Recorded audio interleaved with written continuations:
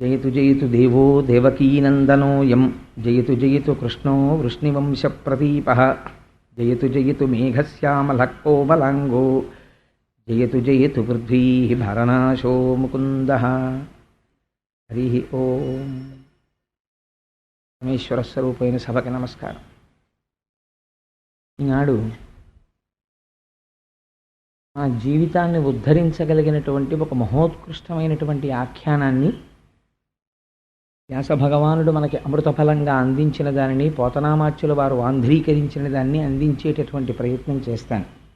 ఎందుకు ఇవాళ ఈ ఆఖ్యానాన్ని తీసుకోవలసి వచ్చింది అంటే, నిన్నటి రోజు నేను ప్రవచనాన్ని పూర్తి చేసే సమయంలో మీతో ఒక మాట చెప్పి ఉన్నాను. కేవలము ప్రవృత్తి మార్గంలో ప్రయాణిస్తూ ఈ ఇంద్రియములతో సుఖములను అనుభవిస్తూ ఆ భోగముల చేత తాదాత్మ్యత చెంది సంసారమునందు మగ్గునుడైనటువంటి వ్యక్తి కాలమనేటటువంటి నిరంతర ప్రవాహమునందు చిట్ట చివరి రోజున శరీరము పడిపోయే రోజన్నది ఎవ్వరికైనా వచ్చి తీరవలసినదే. ఆ రోజు తర్వాత అన్నది ఒకటి ఉన్నది. ఆ ఉత్తర క్షణం శరీరం పడిపోగానే అతను పడేటటువంటి యాతన ఎంత భయంకరంగా ఉంటుందో, పునర్జన్మ ఎంత భయంకరంగా ఉంటుందో మీకు నిన్నటి రోజున నేను విజ్ఞాపన చేసి ఉన్నాను.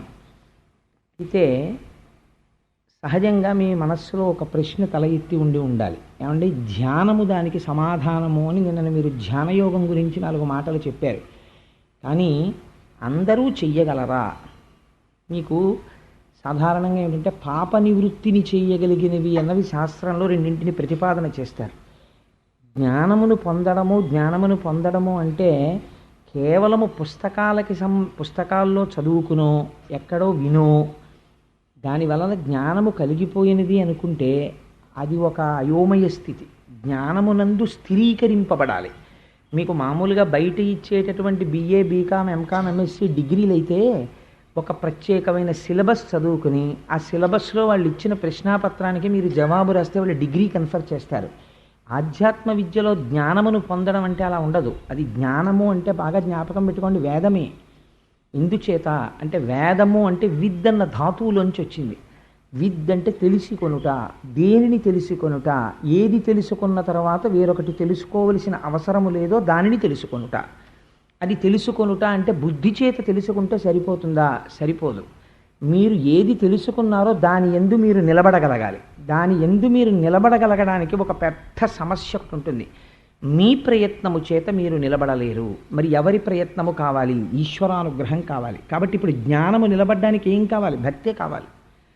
కాబట్టి భక్తికి ఉన్నటువంటి ప్రత్యేకమైన లక్షణము, మీరు ప్రపంచంతో ఏ సంబంధం పెట్టుకోండి, ఆ సంబంధం మిమ్మల్ని వంచి తీరుతుంది, ప్రమాదాన్ని తీసుకొచ్చి తీరుతుంది. భక్తి అంటే అది కూడా ఒక ప్రేమే కదండి. అది మీరు ఈశ్వరుడి పట్ల పెట్టుకోండి, అది మిమ్మల్ని ఉద్ధరించి తీరుతుంది. కాబట్టి భక్తితో ప్రారంభమైనటువంటి జ్ఞానాన్వేషణము చక్కటి ఫలితాన్ని ఇస్తుంది. తప్ప భక్తి లేకుండా, అసలు ఈశ్వరుని యొక్క సేవయందు మమేకము లేకుండా, మమకారము లేకుండా జ్ఞానాన్వేషణము చెయ్యడము, మేమేదో తెలుసుకుంటున్నాం అనుకోవడం ఒక అయోమయ స్థితి అయిపోతుంది. ఇది భక్తి అనబడేటటువంటిది ఎంత గొప్ప ఫలితాలను ఇస్తుంది, దాని యొక్క పరిణామము ఎంత గొప్పగా ఉంటుంది అనేది మనం ఇంతకాలము ప్రవృత్తి మార్గములో తెలిసో తెలియకో సంసారమునందు మగ్నులమై ఉంటాం కూడా. ఉత్తర క్షణంలో రేపటి రోజున పూర్ణ వైరాగ్యం వచ్చేసి మనందరం మహాజ్ఞానులం అయిపోతామని ఎక్కడా ఏమీ సిద్ధాంతం లేదు. కానీ మరి అలా ఉన్న వాళ్ళని రక్షించగలిగిన తేలికైన తరుణోపాయము ఏదైనా ఉన్నదా? మరి ఇది చెప్పకపోతే భాగవతంలో వ్యాసుడు మనకి ఏమందించినట్లు? అందరూ ఒకే స్థాయిలో ఉండరు కదండి. ఏమంటే మీరు భక్తి మొదలెట్టండి, భక్తి చేత మిమ్మల్ని మీరు పరిశీలన చేసుకోండి, అప్పుడు వైరాగ్యం వస్తుంది, భక్తి వైరాగ్యం కలిసి జ్ఞానం వస్తుంది. జ్ఞానం వచ్చిన తర్వాత అసలు మీ స్వస్వరూపము మీకు భాషిస్తుంది, మీ స్వస్వరూపమునందు మీరు నిలబడితే మీకు మోక్షం వస్తుంది అన్నాను అనుకోండి. అది నేను చెప్పినంత తేలిక కాదు. అసలు భక్తిలోనే కుదురుకోదు మనస్సు, ఇంకా జ్ఞానం దాకా ఎక్కడెడతారు? ఈలోగా ఆయుర్దాయమా తెలియదు, ఎంతకాలము ఎవరు ఉంటున్నారనేది తెలియదు, ఎంతకాలము ఎవడు దాని మీద నిలబడగలడన్నది తెలియదు. మరి ఎలా తరుణోపాయం ఒకటి చెప్పగలగాలి. అందుకే మన మతానికి ఒక విచిత్రమైన పేరుంది, సార్వభౌమిక మతము అని. సార్వభౌమిక మతము అంటే ఇది అన్నిటికన్నా చక్రవర్తిత్వమును పొందినటువంటి మతము అన్న అర్థంలో కాదు. సర్వభూమికలయందున్న వారిని ఉద్ధరించగలిగిన మతము. మీరు ఒక విషయం జ్ఞాపకం పెట్టుకోండి, సంస్కార బలము చేత అందరూ జ్ఞానమును పొందలేరు. అందరూ జ్ఞానాన్ని పొందుతారనుకుంటే అది పొరపాటు. ఉపాధి ఎందున్న దోషము చేత అసలు కొందరు జ్ఞానం వైపుకు అడుగే పెట్టరు. సాలెపురుగు పెట్టగలదా నాకు చెప్పండి జ్ఞానం వైపు? పాము పెట్టగలదా? లేకపోతే ఒక ఏనుగు పెట్టగలదా? మరి ఏ వేదంబు పఠించలూత భుజగం వేశాస్త్రముల్ సూచే తానే విద్యాభ్యాసమునర్చె కరి చించే మంత్రమూహించే బోధావిర్భావ నిదానముల్ చదువులయ్యా కాదు మీ పాద సంసేవాసక్తియ కాక జంతుతతికిన్ శ్రీకాళహస్తీశ్వర. కాబట్టి మనలా అడుగున ఉండిపోయినటువంటి భూమికలో ఉన్న వారిని ఉద్ధరించవలసినటువంటి అవసరం పెద్దల మీద ఉంది. అది వ్యాసుడు చేపట్టాడు. ఎందుచేత అంటే ఆయన మహానుభావుడు. వ్యాసుడంటే సాక్షాత్తు నారాయణుడైన. అలా కాదు, కొంతమంది భక్తిలో నిలబడగలరు, వారిని ఉద్ధరిస్తారు. ఇంకొంతమంది ఉంటారు, వాళ్ళు భక్తి చేత వైరాగ్యమును పెంపొందించగలరు, వాళ్ళని ఆ స్థాయిలో ఉద్ధరిస్తారు. కాదు కొంతమంది జ్ఞానాన్ని పొందగలరు, గురువు దగ్గర కూర్చుని చక్కగా విని దాన్ని లోపల నిలబెట్టుకుని నిధిధ్యాసము చేసి దాన్ని ఆచరణలోకి తెచ్చుకుని పదే పదే పరిశీలన చేసి అందులో నిలబడగలిగిన స్థాయికి పెడతారు. వాళ్ళ అదృష్టవంతులు, ఈ జన్మలోనే వాళ్ళు ఆ స్థాయిని పొందగలరు. కానీ అందరూ ఉండలేరు కదా. ఉండలేని వాళ్ళకి ఏమైనా తరుణోపాయం ఉందా? చెప్పగలగాలి.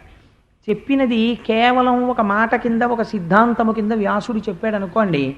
మనుష్య జీవితంలో మీరు ఎంత కాదన్నా ఒక సత్యము ఒకటి ఉంటుంది. ఏమిటది అంటే అనుమానించుట. ఇది నిజమేనా అండి, అలా జరుగుతుందా అని అడుగుతాం. ఇలా జరుగుతుందా అని అడిగితే ఒక చందమామ కథో ఒక బొమ్మరిల్లు కథో తీసుకొచ్చి మీకు చెప్పారనుకోండి, అది ప్రమాణం కాదు. వ్యాసుడు అలా మాట్లాడకూడదు. కాబట్టి ఆఖ్యానము అంటారు. అంటే ఒక కథని, కథ అంటే అది రచించిన కథ కాదు, యథార్థముగా జరిగినదై ఉండాలి. లేకపోతే నైరాశ్యం వచ్చినటువంటి వ్యాసుడు సరస్వతీ నదీ తీరంలో కూర్చుని నారదుడు చతుశ్లోకి భాగవతాన్ని ఇస్తే తాను దాన్ని రచించడంలో తనొక కృతకమైనటువంటి కథని తీసుకొచ్చి చెప్పాడు అనుకోండి, అది పురాణం ఎలా అవుతుంది? అది అవదు. అందుకని సర్గశ్చ ప్రతిసర్గశ్చ వంశో మన్వంతరాణిచ అని ఆ చెప్పేటప్పుడు వంశానుచరితం చేయవా పురాణం పంచలక్షణం, 5 లక్షణాలతోనూ అది ఉన్నప్పుడు కొన్ని యథార్థమైన విషయములే ప్రతిపాదన చెయ్యాలి. తప్పించి అందులో నేను ఒక ఉదాహరణ చూపించడానికి ఒక కథ లేనండి అంటే కుదరదు. అది యథార్థమే, అలా చెప్పగలగాలి. కాబట్టి ఇప్పుడు ఏమవుతుంది, మీకు సిద్ధాంతము బాగా మనసులో ప్రవేశించాలి. ప్రవేశించడానికి ఏది కావాలి? ఆలంబనంగా ఒక ఆఖ్యానము కావాలి. ఆ ఆఖ్యానము మీకు దొరికితే దాన్ని పట్టుకుని మీరు తొందరగా సత్యాన్ని పట్టుకుంటారు. కేవల సత్యాన్ని ప్రతిపాదన చేస్తే అందుకోగలిగిన వాడు ఎవరు? జ్ఞానములో ఉన్నవారు మాత్రమే అందుకోగలరు. అలాగా అందరూ అందుకోలేరు. అందుకే చిన్నపిల్లలకి చెప్పేటప్పుడు కథలు చెప్తారు. మిత్రలాభం మిత్రభేదంలో ఒక కథ చెప్పి కథ వెనకాతల నీతి చెప్తారు. ముందు కథ పిల్లాన్ని బాగా పట్టుకుంటుంది, తర్వాత ఆ నీతిని వాడు అర్థం చేసుకోగలుగుతాడు. అంతే తప్ప అది అలా చెప్పడానికి నీతి చెప్తారు. అలాంటిది మరి ఒక మనిషి జీవితంలో సాధించవలసిన పురుషార్థముల గురించి వ్యాసుడు మాట్లాడేటప్పుడు ఎంత సత్యమైన విషయమును ప్రతిపాదన చేసి ఉండవలసి ఉంటుంది మీరు ఆలోచించండి. నేను మీకు ఇవాళ నిన్నటి రోజున చెప్పినటువంటి యమయాతన, భయంకరమైనటువంటి పునర్జన్మ, ప్రాణోత్క్రమణము, దీనిలో సాయం వచ్చేవాళ్ళు ఎవ్వరూ ఉండరు. రెండిటిలో ఎవ్వరూ సాయం రారు. ఒకటి జననమును పొందుతున్నప్పుడు, రెండవది శరీరమును విడిచిపెడుతున్నప్పుడు. ఈ 2 సార్లు ఎవ్వరూ తోడురారు. మరి ఎంతసేపు తోడుంటారు? ఇందులో ఈశ్వరుడు ప్రకాశిస్తున్నంతసేపు, ఇది శివముగా ఉన్నంతసేపు అందరూ రకరకాల అనుబంధాలు ఒకే శరీరంతో పెట్టుకుని దాంతో తిరుగుతారు. ఆ శివము వెళ్ళిపోగానే ఇంకా దానితో అనుబంధము ఎవ్వరికీ ఉండదు. దాన్ని తీసుకుని వెళ్ళి అగ్నిహోత్రంలో సంస్కరించేస్తారు. కాబట్టి మరి ఎలా ఉద్ధరించుకోవడం అంటే దానికి ఒక ఎంత పవిత్రమైన ఆఖ్యానమును తీసుకొస్తున్నారో చూడండి. ఇది మీరందరూ విన్నదే, కానీ దీని పూర్వాపర విచారణమును చేయడంలో భాగవతంలో వ్యాసుడు సాధించినటువంటి ఒక గొప్ప విజయం ఉంది. ఆయన విజయం అని నేను ఎందుకంటున్నానంటే దాన్ని అలా మనలో ప్రవేశపెట్టడానికి కావలసినటువంటి సత్తాని ఆయన ఆవిష్కరించారు. వారంటారు, ఒకానొక సమయంలో కన్యాకుబ్జము అనబడేటటువంటి ఒక నగరం ఉండేది. ఆ కన్యాకుబ్జం అనేటటువంటి నగరంలో ఒక శ్రోత్రియుడైనటువంటి బ్రాహ్మణుడు. ఆయన త్రికాల సంధ్యావందనం ఆచరించి వేదాంగములను తాను పఠించి 10 మందికి వేదాన్ని వివరణ చేస్తూ 10 మందికి పురాణ ప్రవచనం చేస్తూ దొరికిన దానితో అత్యంత సంతోషంతో జీవితాన్ని గడపగలిగినటువంటి సమర్థుడైన వాడు. యాదృచ్ఛికముగా ఆయనకి ఐశ్వర్యము చేకూరినది. ఆయన తనంత తాను కూడబెట్టుకోవాలని కూడబెట్టుకున్నవాడు కాడు. యాదృచ్ఛికముగా ఐశ్వర్యం అలా సంప్రాప్తం జరిగింది. ఆయన మనస్సు మాత్రం సర్వకాలముల యందు భగవంతుడి యందు రమించేటటువంటి స్థితి ఉన్నవాడు. అటువంటి మహాపురుషుడికి ఒక కుమారుడు జన్మించాడు. ఆ కుమారుడికి ఆయన ఒక పేరు పెట్టుకున్నాడు. ఈ పేరు పెట్టుకోగానే, ఈ పేరు చెప్పగానే మీరందరూ కనిపెట్టేస్తారు. ఆయన పేరు అజామీళుడు. ఇప్పుడు అజామీళోపాఖ్యానము అనగానే మీరందరూ మాకు తెలుసండి అంటారు. కానీ మీకు తెలియని విషయం ఒకటి చివర ప్రతిపాదన చేస్తాడు వ్యాసుడు. అది చాలా గమ్మత్తైనటువంటి ప్రతిపాదన చేస్తాడు. సరే, ఆయన పేరు అజామీళుడని పెట్టారు. పెడితే దాని గురించి పోతన గారు ఒక అందమైనటువంటి విషయాన్ని ప్రతిపాదన చేశారు. కావుననితడు సత్కర్మవశమున భూదేవ కులమున పుట్టినాడు. శాంతుడై దాంతుడై ధర్మసంశీలుడై వేదపఠనంబును సలిపినాడు. అనయము గురు అతిథి పెద్దల చేరి శుశ్రూష చేసినాడు. సర్వభూతములందు సమబుద్ధి కలిగి అనేక మంత్రసిద్ధుల బడసినాడు. అంతటితో ఆయన ఊరుకున్నటువంటి వాడు కాడు. సత్యభాషణ నియమంబు జరిపినాడు. నిత్య నైమిత్తికంబుల నెరపినాడు. డంభ లోభాది గుణముల ధరిచినాడు. మంచి గుణములు తన యందు నింపినాడు. ఇది అజామీళుడు అంటే. మనం అజామీళుడు అన్న పేరు వినగానే ఆయనంతటి నీచమైన ప్రవర్తన ఉన్నవాడు లేడు అని అనుకుంటాం. కానీ వ్యాసుల వారు, పోతన గారు ఆయన గురించి ఎలా మాట్లాడారో చూడండి. ఆయన పుట్టి బ్రహ్మచర్యంలో ఉన్నప్పుడు తదనంతరం వివాహం చేశారు. ఒక ఉత్తమమైన సౌందర్యవంతమైన కన్యని తెచ్చి ఆయనకి వివాహం చేశారు. ఆయన శీలం ఎటువంటిది అంటే, కావుననితడు సత్కర్మవశమున భూదేవ కులమున పుట్టినాడు. పుట్టుకప్పుడు గతంలో చేసినటువంటి సత్కర్మల వలన మొత్తం అజామీళోపాఖ్యానికి ఈ సీసపద్యంలో ఉన్నటువంటి మొట్టమొదటి పాదమే ఆధారము. ఎప్పుడో చేసినటువంటి ఒక సత్కర్మ ఉన్నది. ఇప్పుడు ఆ కర్మ ఏమి చేయుచున్నది? సత్కర్మ అంటే చేసినటువంటి పని. మీరు ప్రయత్నపూర్వకంగా మనుష్య జన్మలో మంచి పనిని చెయ్యడానికి ప్రయత్నము చేయవలసినదే. కర్మ చేయడం అన్నది తనంత తాను జ్ఞానికి మాత్రమే ఆగుతుంది. మీరు జ్ఞానిని అనుకరించి ఆపకూడదు. మీరు సత్కర్మానుష్ఠానము చేయవలసిందే. ఇల్లు తుడుచుకుంటూ ఉండవలసిందే రోజును. సత్కర్మానుష్ఠానం అంటే లోపల శుభ్రం చేసుకుని ఈశ్వరుణ్ణి కూర్చోపెట్టుకోవడానికి కావలసిన యోగ్యతా సిద్ధిని పొందడం. కాబట్టి కావుననతడు సత్కర్మ వశమున భూదేవ కులమున పుట్టినాడు. కాబట్టి ఏమిటి ఇచ్చారు ఆయనకి అనుగ్రహం? ఒక బ్రాహ్మణ కులమునందు పుట్టాడు. ఏమిటండి బ్రాహ్మణ కులంలో పుడితే గొప్ప అని మీరు నన్ను అడగచ్చు. తండ్రికి ఒక కర్తవ్యం ఉంటుంది. బ్రాహ్మణ కులంలో పుడితే ఉపనయనం చెయ్యాలి తండ్రి. తనకి ఉన్నది కాబట్టి యజ్ఞోపవీతం. తన కుమారుడు కూడా సంధ్యావందనం చేసుకుని గాయత్రి చేసుకునేటటువంటి అదృష్టాన్ని కుమారుడికి ఇవ్వాలి. ఆ గాయత్రి చేసుకుంటే అతని పేరు చివర శర్మ అని చెప్పుకుంటాడు. శర్మదా ఇని అని అమ్మవారికి పేరు. అందుకని ఆయన త్రికాల సంధ్యావందనమో కనీసం పొద్దున్న పూట్ల సంధ్యావందనం అన్నా చేస్తాడు. చేసి గాయత్రీ మంత్రాన్ని చెయ్యడం వల్ల ఆయనకి రక్షణ కలుగుతుంది. ద్విజత్వమును పొందుతాడు. అంటే ఒకసారి పుట్టి మరణించి మళ్ళీ పుట్టినట్లు లెక్క. అంటే సంధ్యావందనం చేసి యజ్ఞోపవీతనం ఉండి గాయత్రీ మంత్రం చేసేటటువంటి వాడు అంటే అతను జ్ఞానమును పొందినటువంటి వాడు. కాబట్టి ఇప్పుడు ఎటువంటి స్థితిని పొందాడు? జ్ఞానమును పొందడానికి అర్హమైన జన్మను పొందినాడు. కాబట్టి కావుననితడు సత్కర్మ వశమున భూదేవ కులమున పుట్టినాడు. పుట్టి మీకు మనకి భాగవతంలోనే కొన్ని పాత్రలు కనపడతాయి. తండ్రి ఉపనయనం చేసిన వాళ్ళు గాయత్రీ మంత్రం కూడా నేర్చుకోకుండా అసలు సంధ్యావందనం చేయకుండా మహాజ్ఞానులైపోయారు. అలా అయిపోయిన వాళ్ళ చరిత్ర ఉంటే రేపు చూపిస్తాను. జ్ఞానం అంటే ఎన్ని భూమికలలో వస్తుందో చూపిస్తాడు వ్యాసుడు. వ్యాసుడు అంటే సామాన్యుడు ఏమిటండి? రేపు చూద్దురు కానీ వృషభదేవుడి యొక్క చరిత్ర విందురు కానీ భరతుడి గురించి విందురు కానీ ఎంత ఆశ్చర్యంగా ఉంటాయో ఒకదాంతో ఒకటి. సరే, అందుచేత పుట్టినటువంటి వాడు ఏం చేశాడు? తన కర్తవ్యం తాను నిర్వహించాడు. తాను అందులో నిలబడ్డాడు. కాబట్టి శాంతుడై దాంతుడై ధర్మసంశీలుడై సకల వేదంబులు చదివినాడు. శాంతుడై, బ్రాహ్మణుడికి ఉండవలసినటువంటి మొట్టమొదటి లక్షణం శాంతముతో ఉండాలి. ఎందుకంటే బ్రాహ్మణుడే అశాంతితో ఉన్నాడు అనుకోండి, ఇంకా లోకానికి ఏం బోధ చేస్తాడు? అందుకని అర్ధచంద్రుని తేట నవఘళించులలాట పట్టి తీర్చిన గంగ మట్టితోడ చెక్కుటద్దముల ఎందు జిగివెల్లువలు చిందు రమణీయమణి కుండలములతోడ పసిడి వ్రాత జలంగు మిసిమిదోప జలంగు అరుణాంశకోత్తరీ ఎంబుతోడ సరిలేని రాకట్టు జలువాముల కట్టు బెడగారు నీర్కావి పింజతోడ ధవళ ధవళములకు జనిదములతోట కాశికాముద్రయిడిన ఉంగరంబుతోడ శాంతరసముప్పు బ్రహ్మతేజంబుతోడ ప్రవరుడయ్య వియచ్చర ప్రవరుడపుడు అంటాడు మనుచరిత్రలో అలసాని పెద్దనగారు. అందుచేత శాంతరసముప్పు బ్రహ్మతేజంబుతోడ, బ్రహ్మతేజం అంటే ఏమిటో తెలుసా అండి? పరమశాంతంతో ఉంటాడు. ఆయన చిరునవ్వు నవ్వుతూ ఆయన మాట్లాడుతుంటే ఆయన దగ్గరికి వెళ్ళి వినాలనిపిస్తుంది. అసలు ముందు తనకే శాంతం లేదనుకోండి, అమ్మో ఆయన చాలా వ్యగ్రంగా ఉంటారండి అన్నారు అనుకోండి, ఇంకా ఆయన దగ్గర శిష్యరికం ఎవడు చేస్తాడు? ఆయన దగ్గర ఎవడు నేర్చుకుంటాడు? కాబట్టి శాంతుడై పొందవలసినటువంటి ఒక గొప్ప లక్షణాన్ని పొందాడు. శాంతుడై దాంతుడై. దాంతుడై అన్న మాట శమము దమములోది.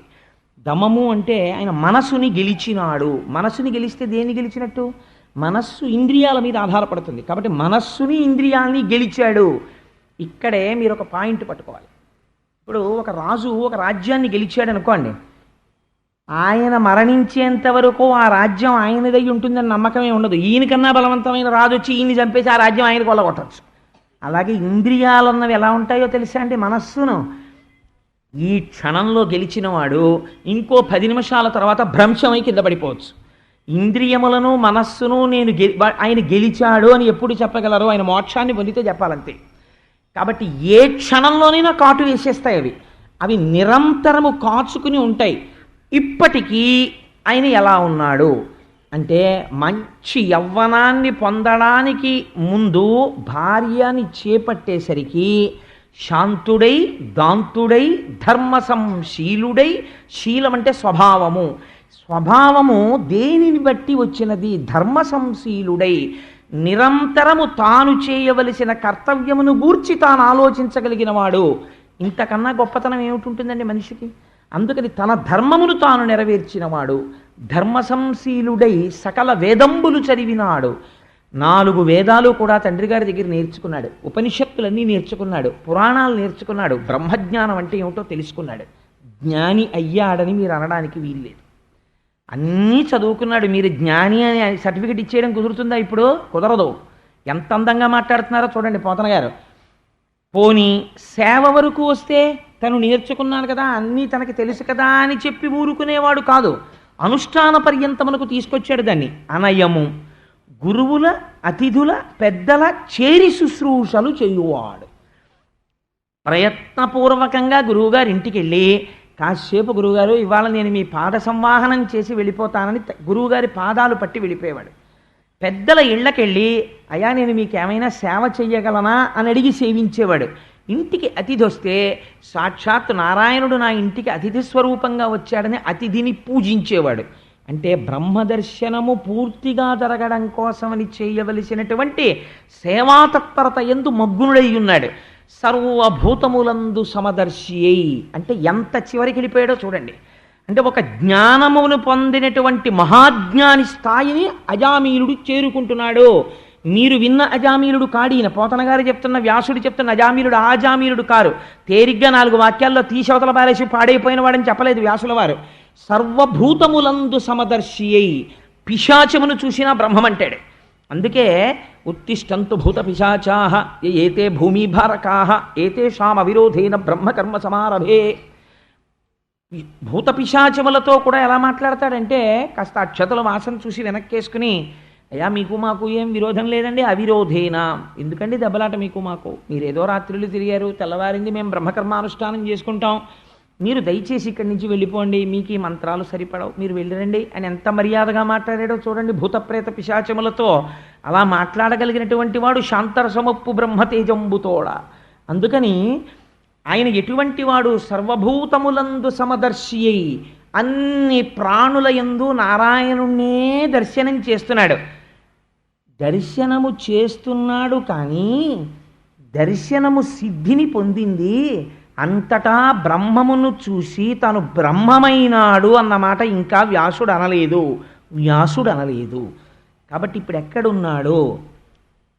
క్వాలిఫికేషన్ వచ్చింది, రిటన్ టెస్ట్ రాశాడు, ప్రిలిమ్స్ పాస్ అయ్యాడు, మెయిన్ పాస్ అయ్యాడు, గ్రూప్ డిస్కషన్ పాస్ అయ్యాడు, ఇంటర్వ్యూకి నెంబర్ 1 అయ్యాడు, ఇంటర్వ్యూ డోర్ తీసుకొని లోపలికి వెళ్ళాడు, ఇంటర్వ్యూయర్ ఎదురుగుండా కుర్చీలో కూర్చుని ఉన్నాడు.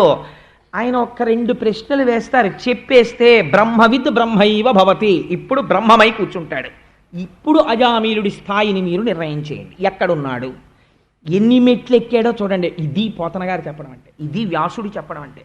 అంత తేలిగ్గా మాట్లాడరు, కథని ఆశ్రయించి ఎంత తత్వాన్ని పెట్టారో చూడండి.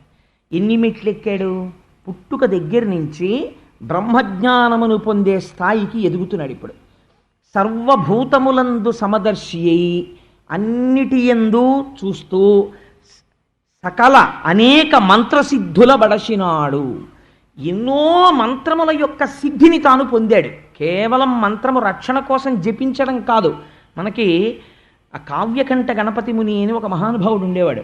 ఆయన నైరుతి లింగం దగ్గర కూర్చుని అరుణాచలంలో తపస్సు చేస్తుండేవారు. ఆయన తపస్సు చేస్తూ మంత్రాలు చదివితే దేవతలందరూ కూడా ఆయన దర్శనానికి వచ్చి ఎదురుగుండా ఆయనకి దర్శనం ఇచ్చేవారు. అందుకే నైరుతి లింగం నుంచి బయటకు వచ్చిన తర్వాత కాసేపు కూర్చుని అక్కడ కావ్యకంఠ గణపతి ముని గురించి చెప్పుకుని బయలుదేరాలి తప్పకుండా. మొన్న మనం గిరి ప్రదక్షిణం చేసినప్పుడు మాతో వచ్చిన వాళ్ళందరికీ అక్కడ కావ్యకంఠ గణపతి ముని గురించి చెప్పుకుని బయలుదేరాం. కాబట్టి ఒక్కొక్క మహాపురుషుడు అటువంటి సిద్ధిని పొందుతాడు. ఆ మంత్రసిద్ధులు బడసినాడు, శరీరము మంత్రపూతమైంది, అంతగా దేవతానుగ్రహమును పొందాడు. పొంది ఇటువంటి స్థితిలో ఉండి సత్యభాషణ నియమంబు నెరపినాడు. ఒకరు చెప్పలేదు నువ్వు సత్యమే మాట్లాడు అని చెప్పలేదు, తను పెట్టుకున్నాడు నియమం. నేను నోరు విప్పితే సత్యమే మాట్లాడుతాను, ఇది నెరపినాడు. అతను అబద్ధం ఇంతకు ముందు చెప్పాడనడానికి ఆధారం లేదు. వ్యాసుడు హీనంగా సర్టిఫికెట్లు ఇచ్చేవాడేం కాడు. ఆయన చాలా పరిశీలన చేస్తే కానీ సర్టిఫికెట్ ఇవ్వడు. వ్యాసుడు చెప్పిన మాటను యథాతథంగా ఆంధ్రీకరిస్తారు పోతన గారు. పోతన గారంటే పలికిడిది భాగవతమట పలికించు విభుండు రామభద్రుండట. ఇప్పుడు మీకు ఈ మాట ఎవరు చెప్తున్నారు? రామచంద్రమూర్తి చెప్తున్నారు. ఎవరి గురించి చెప్తున్నారు? అజామీలుడు గురించి. ఏమని? సత్యభాషణ నియమంబు నెరపినాడు. ఒక్కనాడు అతని జీవితంలో పుట్టిన దగ్గర నుంచి ఇప్పుడు నేను చెప్తున్న సంఘటన వరకు అతను అబద్ధమాడాడు అని చెప్పడానికి ఆధారములు లేవు. నిత్య నైమిత్తికంబుల నెరపినాడు. కర్మమా వదలలేదు. ఇంకా ఎంత శుద్ధి ఎక్కడి నుంచి వస్తోందో చూడండి, కర్మలోంచి వస్తోంది. కాబట్టి తాను జ్ఞానిని అని తెలుసుకోవడం కాదు, తను జ్ఞాని అయిపోయాక కర్మ తనంత తాను వదిలిపోతుంది తప్ప, నే జ్ఞానిని అయిపోయానేమో అని వదిలేసుకున్నవాడు జారుడు మెట్ల మీద కింద పడిపోతున్నవాడు. ఎంత లాజికల్గా మాట్లాడతారో చూడండి పోతన గారు. ఆయన నిత్య నైమిత్తికంబుల నెరపినాడు. ఈ స్థితికి వెళ్ళిపోయిన వాడికి నిత్య నైమిత్తికాలు ఏమిటండి?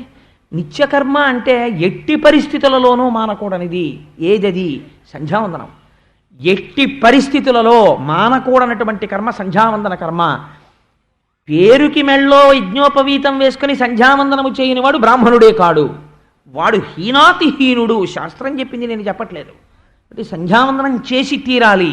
సంధ్యాహీన అశుచి స్వకర్మసు నిత్యకర్మసు.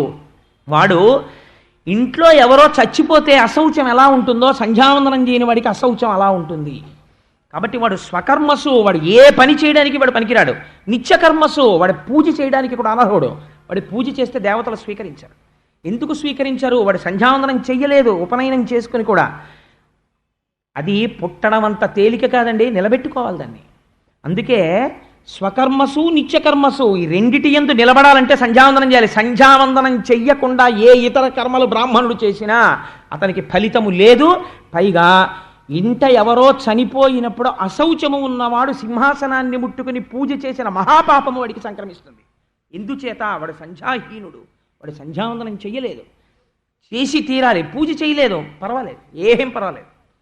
ఇలా నీరాజనం చూపించి వెళ్ళిపోవాలి, అయితే ఇలా నమస్కారం పెట్టి వెళ్ళిపో, ఏం పర్వాలేదు. కానీ సంధ్యావందనం మాత్రం చేయాలి, చేసి తీరాలి. ఎంత అందంగా మాట్లాడుతున్నాడు అనుకోండి, నిత్య. అందుకని సంధ్యావందనం ఎన్నడూ మానినవాడు కాడు. కాబట్టి ఇప్పుడు అతనికి పాపం ఉన్నదా? ఎవడు ఇలా చేస్తున్నాడో వాడి పాపము సంధ్యావందనము చేత పరిహరింపబడుతోంది. అసలు పాపమే లేదు. అతని జీవితం చూస్తే ఎక్కడన్నా పాపం చేసినట్టుందా? అయినా నిత్యకర్మ చేస్తున్నాడు. నైమిత్తికంబుల జరిపినాడు. నైమిత్తిక తిథులంటే మామూలుగా పూజ మామూలుగా చేస్తాం. ఇప్పుడు మొన్న భీష్మేకాదశి వచ్చింది, మనం సామూహిక సత్యనారాయణ వ్రతాలు చేసి ఉపవాసం ఉండి విష్ణు సహస్రపారాయణం చేసి తత్వవిధానంద సరస్వతి మహారాజు వంటి ఒక మహాపురుష దర్శనం చేసి వారి అనుగ్రహ భాషణం అనేటటువంటి గంగా నదిలో గ్రుంకులిడాం. అది నైమిత్తిక కర్మ అంటారు. అది నైమిత్తిక తిథులలో చెయ్యాలి. అంటే ప్రత్యేకం వచ్చేటటువంటి తిథులలో ప్రత్యేకం చెయ్యవలసినవి అని కొన్ని ఉంటాయి. ఇప్పుడు మహాశివరాత్రి వస్తోంది.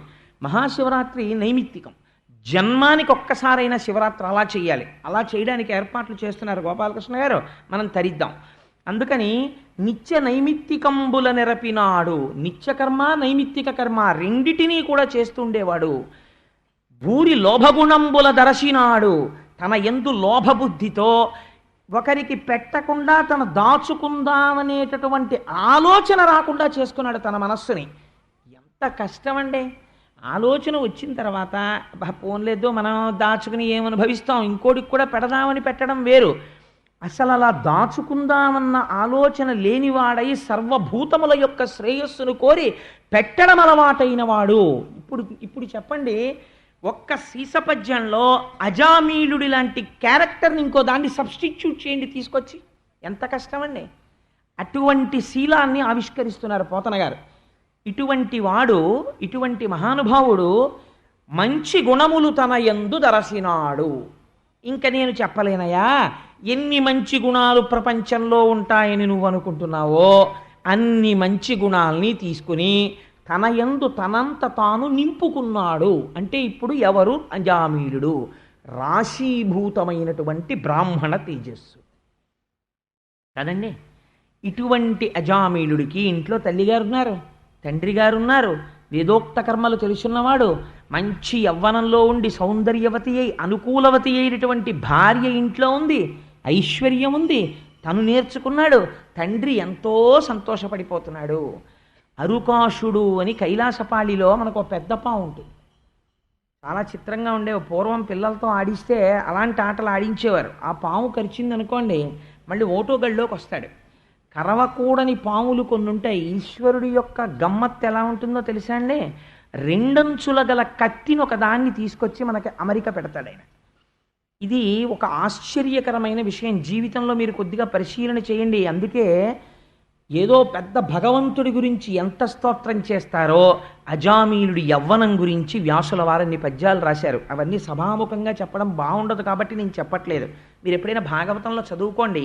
అతనికి మూతి మీద మీసాలు ఎలా వచ్చాయో, అతని తొడలు ఎలా సన్నపడ్డాయో, వక్షస్థలం ఎలా విశాలమైందో, నడుము ఎలా పెద్దదైందో దగ్గర నుంచి వర్ణన చేశారు వ్యాసుల వారు. ఎందుకంటే అవన్నీ ఒక మనిషి గురించి అంటే మీకు నేను ఇప్పుడు ఒక రహస్యం చెప్పకపోతే మీరు అజామీలోపాఖ్యానాన్ని పట్టుకోవడంలో పొరపాటు పడతారు. మీరు ఒకటి ఆలోచించండి. మనిషి చిన్నతనంలో పుడతాడు. పుట్టగానే నిన్నటి రోజున చెప్పాను, శిశువు యొక్క అవస్థ ఎలా ఉంటుందంటే అక్కడే మల విసర్జన చేస్తాడు, అక్కడే మూత్ర విసర్జన చేస్తాడు, చెవులోకి చీమ దూరిపోతుంది, అమ్మ నాకు చెవులో చీమ దూరిందని చెప్పుకోలేడు, దురద వేసిన చోట గోక్కోలేడు. మలమూత్రంబులతో మహాభయముతో మాతృస్థనాపేక్షతో చలమూర్ఖత్వముతో సదాభ్రమతతో చాంచల్య చిత్తంబుతో బరువైనట్టి కపజ్వర గ్రహ మహా బాల్యామయ శ్రేణితో కలనైనంతమ చింతలేక చెడితిన్ కామ్యార్థినై శంకర. మలమూత్రాలతో మహాభయంతో ఎప్పుడూ అమ్మ యొక్క స్తన్యము మీద అపేక్షతో పడిశం పట్టేసి దగ్గుతో జలుబుతో బాధలతో భయంతో ఎక్కడైనా చప్పుడైతే ఉలిక్కి పడుతూ నాన్నవారెవరో తెలియక ఒక మంచం మీద పడుకుని కుమిలిపోతూ దుప్పటి కప్పేస్తే అందులో పడి చేతులు కాళ్ళు కదల్పలేక అలా పడుంటాడు. కొద్దిగా వయస్సు వచ్చి బాలుడవుతాడు. ఇంకా అయిన దగ్గర నుంచి అక్కడి నుంచి ఇంకా మళ్ళీ స్కూలుకు పరిగెత్తడం, ఆ స్కూల్లో ఆటలు, పాఠంబులు వల్లించుచున్ బాలోజ్జానక బోధనాది క్రియనన్ మనసునన్ రంజిల్లుచున్ ఆ పిల్లలతో కలిసి ఆడుకుంటూ లీలానృత్త గీత పఠనాది వినుండనై బుచ్చితిన్ కలనోనంతమ చింత నిరుగన్ కామ్యార్థినై శంకర. ఆ ఆడుకుంటూ పాడుకుంటూ పాటలు పాడుకుంటూ పిల్లలతో డ్యాన్సులు చేసుకుంటూ ఒక్కనాడు తెలియదు. ఆ తర్వాత వచ్చేదేది కొంచెం యుక్తాయుక్త విచక్షణతో దేన్ని అసలు పట్టుకోవాలి, దేన్ని వదిలిపెట్టాలి అని తెలుసుకోగలిగినది, పట్టుకోవాలని తెలిసినా పట్టుకోవడానికి ఓపిక ఉన్నది యవ్వనమునందు మాత్రమే. ఈ యవ్వనమును ప్రధానముగా రెండు భ్రంశము చేసేస్తాయి. అందుకే నిన్న కపిలుడు అంత దారుణమైన మాట మాట్లాడాడు. కేవలము పృథివీ పురుషుడిగా స్త్రీగా వికారము చెందినది, ఉన్నది అదే. బొమ్మ చెయ్యడంలో మార్పులు జరిగాయి, చిన్న మార్పు కోసం నీ జీవితాన్ని పాడు చేసుకున్నావు అన్నాడు. ఎంత చిత్రంగా ఉంటుందంటే ఆ యవ్వనంలో తాను దేనిని పట్టుకోవాలో దాన్ని వదిలిపెడతాడు, దాని స్థానాన్ని వేరొక రెండింటికి ఇచ్చేస్తాడు. దేనికి ఇస్తాడు? యవ్వనమంకురించగనెమది అన్యుల నెట్టులను ఆశ్రయించుటో, జీవికి విత్తమే భువిని సాధనమంచు అదెట్లు కూర్చుటో, మహేంద్రులంచు పరిపాలకులను నుతియించుటెట్టులో ఎట్టుల ఏది దారి అని ఎంచుచు బుచ్చితి నయ్యశంకర. ఒకటి అర్థార్జన. ఒంట్లో ఓపికండగా డబ్బు సంపాదించాలని కనపడ్డ ప్రతివాణ్ణి నిష్కారణంగా అయ్యా మీ అంత వారెక్కడున్నారండి, మీ అంత వారెక్కడున్నారండి అంటాడు. మీరు ఒకటి జ్ఞాపకం పెట్టుకోండి, సులభా పురుషారాజన్ సతతం ప్రియవాదిన. మారీచుడు అరణ్యకాండలో చెప్తాడు, సాధారణంగా అధికారుల దగ్గర చేరేటటువంటి వారు నిరంతరము వారిని పొగిడేవారై ఉంటారు. వీరు ఎటువంటి వారు? గోతిని తీసి గడ్డి కప్పినవారు. ఎందుకని మారీచుడు చెప్పేశాడు, సులభా పురుషారాజన్ సతతం ప్రియవాదిన, పొగిడి గోతిలో తోస్తారు. అప్రియస్యతు పథ్యస్య వక్త్రా శ్రోతా చ దుర్లభ. నిజంగా మేలు కోరేవాడు మనస్సుకి అప్రియంగా అనిపించిన యథార్థం ఒక్కటే తీసుకొచ్చి మాట్లాడతాడు. అలా మాట్లాడేవాడు నీకు దొరకమన్నా దొరకడు, దొరికినా వినేవాడు దొరకడు. అలా దొరికితే వాడి జీవితం మారిపోయినట్టే, తప్పు సవరింపబడుతుంది అని వాల్మీకి మహర్షి ప్రతిపాదన చేస్తారు. అందుచేత అర్థమునందు అర్థ సంపాదనకి అనువుగా అధికారులను పొగడుటయందు కామిని పిశాచము పట్టుకుని బెల్లపరవన్నమైన అదే రుచి, పంచదార పరవన్నమైన అదే రుచి, ఒకే పాయస పాత్రని తీసుకొచ్చి ఎన్ని గ్లాసులలోకి సర్దుకుని తిన్నా ఒకే రుచి ఉంటుందని ఎరుగక తన ధర్మపత్ని తన ఇంట ఉండగా ఇతర స్త్రీల యందు వెంపర్లాట పెట్టుకున్న దౌర్భాగ్యుడు అలాగే నశించిపోతున్నాడు. ఈ రెండిటి చేత యవ్వనం నశించిపోతుంది. నశించిపోవడమే అత్యంత ప్రమాదకరము. కాబట్టే నదికి ఎక్కడ గట్టు బలంగా వేస్తారు అంటే, వర్షం పడినప్పుడు నది బాగా ఎక్కడ పొంగి పొరలుతుందో పల్లపు ప్రాంతమునందు పొంగి పొరలుతుంది. కాబట్టి వర్షాకాలము వచ్చునంచు గృహముల్ బాగొప్ప నిర్మించితాన్ అంటారు. ముందే గట్లు బలవత్తరం చేస్తారు. లేదనుకోండి ఆ నదీ జలం ఏం చేస్తుందంటే ఊళ్ళల్లోకి వచ్చి పడిపోతుంది. అలా పడిపోకుండా ఉండాలంటే గట్టు బలవంతం చెయ్యాలి, కాలవలోకి నీటిని విడిచిపెట్టాలి. అప్పుడు త్రాగటానికి ఉపయోగపడుతుంది, పొలంలోకి ఉపయోగపడుతుంది. The entire skill rests in channelizing the water. ఆపో వాయుదగం బ్రహ్మం అందంతే శాస్త్రం. అందుకే శృతి అప్ నీరు ఈ సమస్త భూమండలమునకు ఆధారభూతమయ్యున్నది. అందుకే మహామంత్ర పుష్పం నీటి గురించే మాట్లాడుతుంది. సరే, అందుచేత ఇప్పుడు ఏమైంది? ప్రధానమైనదేది? వర్షాకాలములో పల్లపు ప్రాంతమునకు ప్రవహించే నది ఎటువంటిదో యవ్వనం అటువంటిది. తల్లిదండ్రులు కాని, గురువులు కాని, సమాజము కాని యువతని మంచి మార్గము వైపు తిప్పే ప్రయత్నము నిరంతరము చెయ్యకపోతే ప్రమాదము సమాజమునకు అటువైపు నుంచే వచ్చేస్తుంది. కాబట్టి ఏమైంది? యవ్వనం అంకురించింది. యవ్వనం అంకురిస్తే ప్రమాదం ఎక్కడండి అని మీరు నన్ను అడగచ్చు. ముకుందమాలలో కులశేఖర ఆళ్వార్లు చెప్తారు, ఈశ్వరుడు మనకొక్కరికే ఒక గొప్ప బహుమానం ఇచ్చాడు చేతిలో. ఏమిటో తెలుసా అండి? 5 జ్ఞానేంద్రియాలని పెట్టాడు. కళ్ళు, ముక్కు, చెవు, నాలుక, చర్మము. ఈ 5 ఉంటే వాడంత అదృష్టవంతుడు లేడు. ఎందుకు 5 ఇంద్రియాలు కోరుకుంటారంటే వీటితో భోగములను అనుభవించవచ్చు, ఈశ్వరుణ్ణి చేరుకోవచ్చు. 5 ఇంద్రియాలతో మార్చి మార్చి మీరు కైంకర్యం చెయ్యొచ్చు ఈ 5 ఇంద్రియాలతో. కానీ ఈ ఒక్కొక్క ఇంద్రియం బాగా పనిచేస్తే ఒక్కొక్క జాతి నశించిపోతుంది. తెలుసా అండి? కన్ను తప్పుగా భ్రమని కల్పించింది అనుకోండి, దీపపు పురుగు నశించిపోతుంది. దీపపు పురుగు దీపాన్ని చూసి తినే వస్తువు అనుకుని దీపం మీదకి ఎడుతుంది, రెక్కలు కాలి కింద పడిపోయి మరణిస్తుంది. అన్ని దీపపు పురుగులు పడిపోతుంటాయి, కానీ దాని దృష్టికి దీపము ఆకర్షించిన దానిలా ప్రవర్తిస్తుంది. ముదుసలి ఇంటి దీపమని ముద్దుడు మూర్ఖుడు కాడు అంటాడు రామరాయల వారు. మా ఇంటి దీపం కదా అని ముసలాయన దీపాన్ని ముద్దెట్టుకుంటే మూతి కాలిపోయినట్టు యవ్వనంలో ఉన్న పిల్లవాణ్ణి పొగిడి పాడి చెయ్యకూడదురా అంటాడు. అందుకని కన్ను బాగా పనిచేస్తే దీపపు పురుగు నశించిపోయింది. చెవి బాగా పనిచేస్తే చెవికి ఏది ప్రీతి? పాట అంటే చెవికి ప్రీతి. లేడికి ఒక పెద్ద దురలవాటు ఉంటుంది. వేటగాడు 2-3 రోజులు వల పన్నుతాడు. ఒకవేళ జింక అటుగా రాకపోతే తాను చెట్టు మీద కూర్చుని పిచ్చి పాటోటి పాడతాడు. అంటే ఆ పాటకేం అర్థం ఉండదు, ఏదో ఒక పాట పాడతాడు. పాడితే ఆ పాట వింటుంది ఎక్కడో గడ్డి తింటున్న లేడి. దానికి అదొక ఇంద్రియమునందు లౌల్యము అంటారు. ఆ పాట ఎటు వినపడుతోందో ఇలా ఇలా చెవి తిప్పి చూస్తుంది. చూసి పరిగెత్తుకుంటూ ఆ పాట కోసం వస్తుంది. వచ్చి వలలో పడిపోతుంది. పడిపోగానే దాన్ని చంపేస్తాడు. అందుకని చెవి వలన లేడి మరణిస్తోంది. 3 స్పర్శేంద్రియము. చర్మమునకు కండూతి ఉంటుందంటే గోక్కునే బుద్ధి, దురద.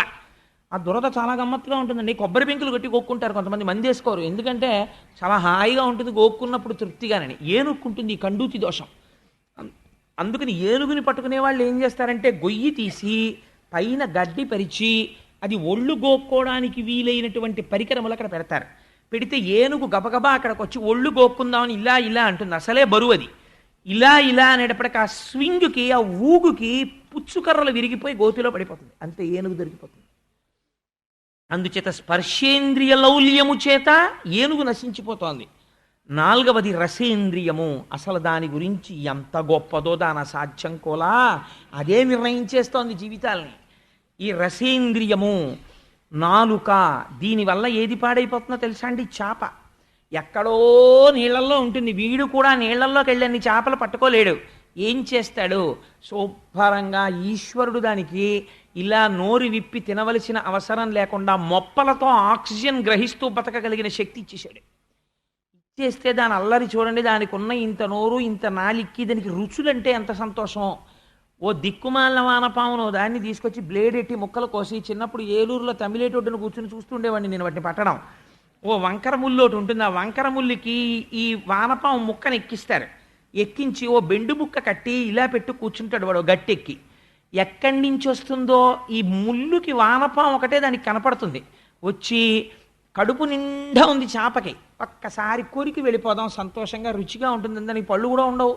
ఓసారి అలా చప్పరిద్దామని ఆ నోరు పెట్టి ఆ వానపాము ఉన్న ముళ్ళుని ఇలా అంటుంది, చప్పరిద్దామని అనగానే ఆ ముళ్ళు నోట్లో గుచ్చుకుపోయి పట్టుకుంటుంది. ఆ బరువుకి అది ములుగుతుంది. ములగ్గానే పైనున్న బెండు ముక్క ములుగుతుంది. దొరికింది రాని ఇలా అంటాడు అంతే. వాడు నీళ్లలోంచి వచ్చి బయటపడిపోతుంది. మచిలీ జల్కా రాణి ఉస్కా జీవన్ పాణి హాత్లగా ఓ డర్జాయేగి బాహర్లికాలో మర్జాయేగి అని చిన్నప్పుడు పాట పాడుతుండేవారు. నీటిలో ఉంటుంది చేప, అది ఆ నీరు దానికి ఆధారం. పైకి తీసావా బాధపడుతుంది, అక్కడే బారేసావా చచ్చూరుకుంటుందని. అలా తీసి బుట్టలో బారేస్తాడు, అయిపోయిందంతే దాని జీవితం. ఏది తిందామని వచ్చిందో అది ఇంకొకరికి ఆహారమై తినబడుతోంది. రసేంద్రియము చేత చేప నశించిపోతుంది. కాబట్టి కన్ను, ముక్కు, వాసన. వాసనకి ఏది పోతోంది అంటే పద్మమునందు సుగంధం ఉంటుంది. పద్మమునందు వచ్చేటటువంటి సుగంధము వేరు. ఆ సుగంధమును అనుభవించడం కోసమని ఎక్కడ నుంచో వస్తుంది సీతాకోక చిలుక వచ్చి. అంటే మనకి ఇలాంటి ప్రాంతాల్లో కనపడదు. మీరు ఎక్కడైనా తరచూ నాకు ఎక్కడ కనపడుతూ ఉంటుందంటే ఇలాంటిది వెంకటాచలంలో వుడ్లాండ్స్ అని ఒక హోటల్ ఉంది. ఆ హోటల్కి కొండ కిందకి ఒక పార్క్ ఉంది. ఎప్పుడైనా మీరు వర్షాకాలంలో మబ్బులు వేస్తున్న వెంకటాచలంలో ఒక గొప్పతనం ఉంది, మబ్బులు కిందకి దిగిపోతాయి.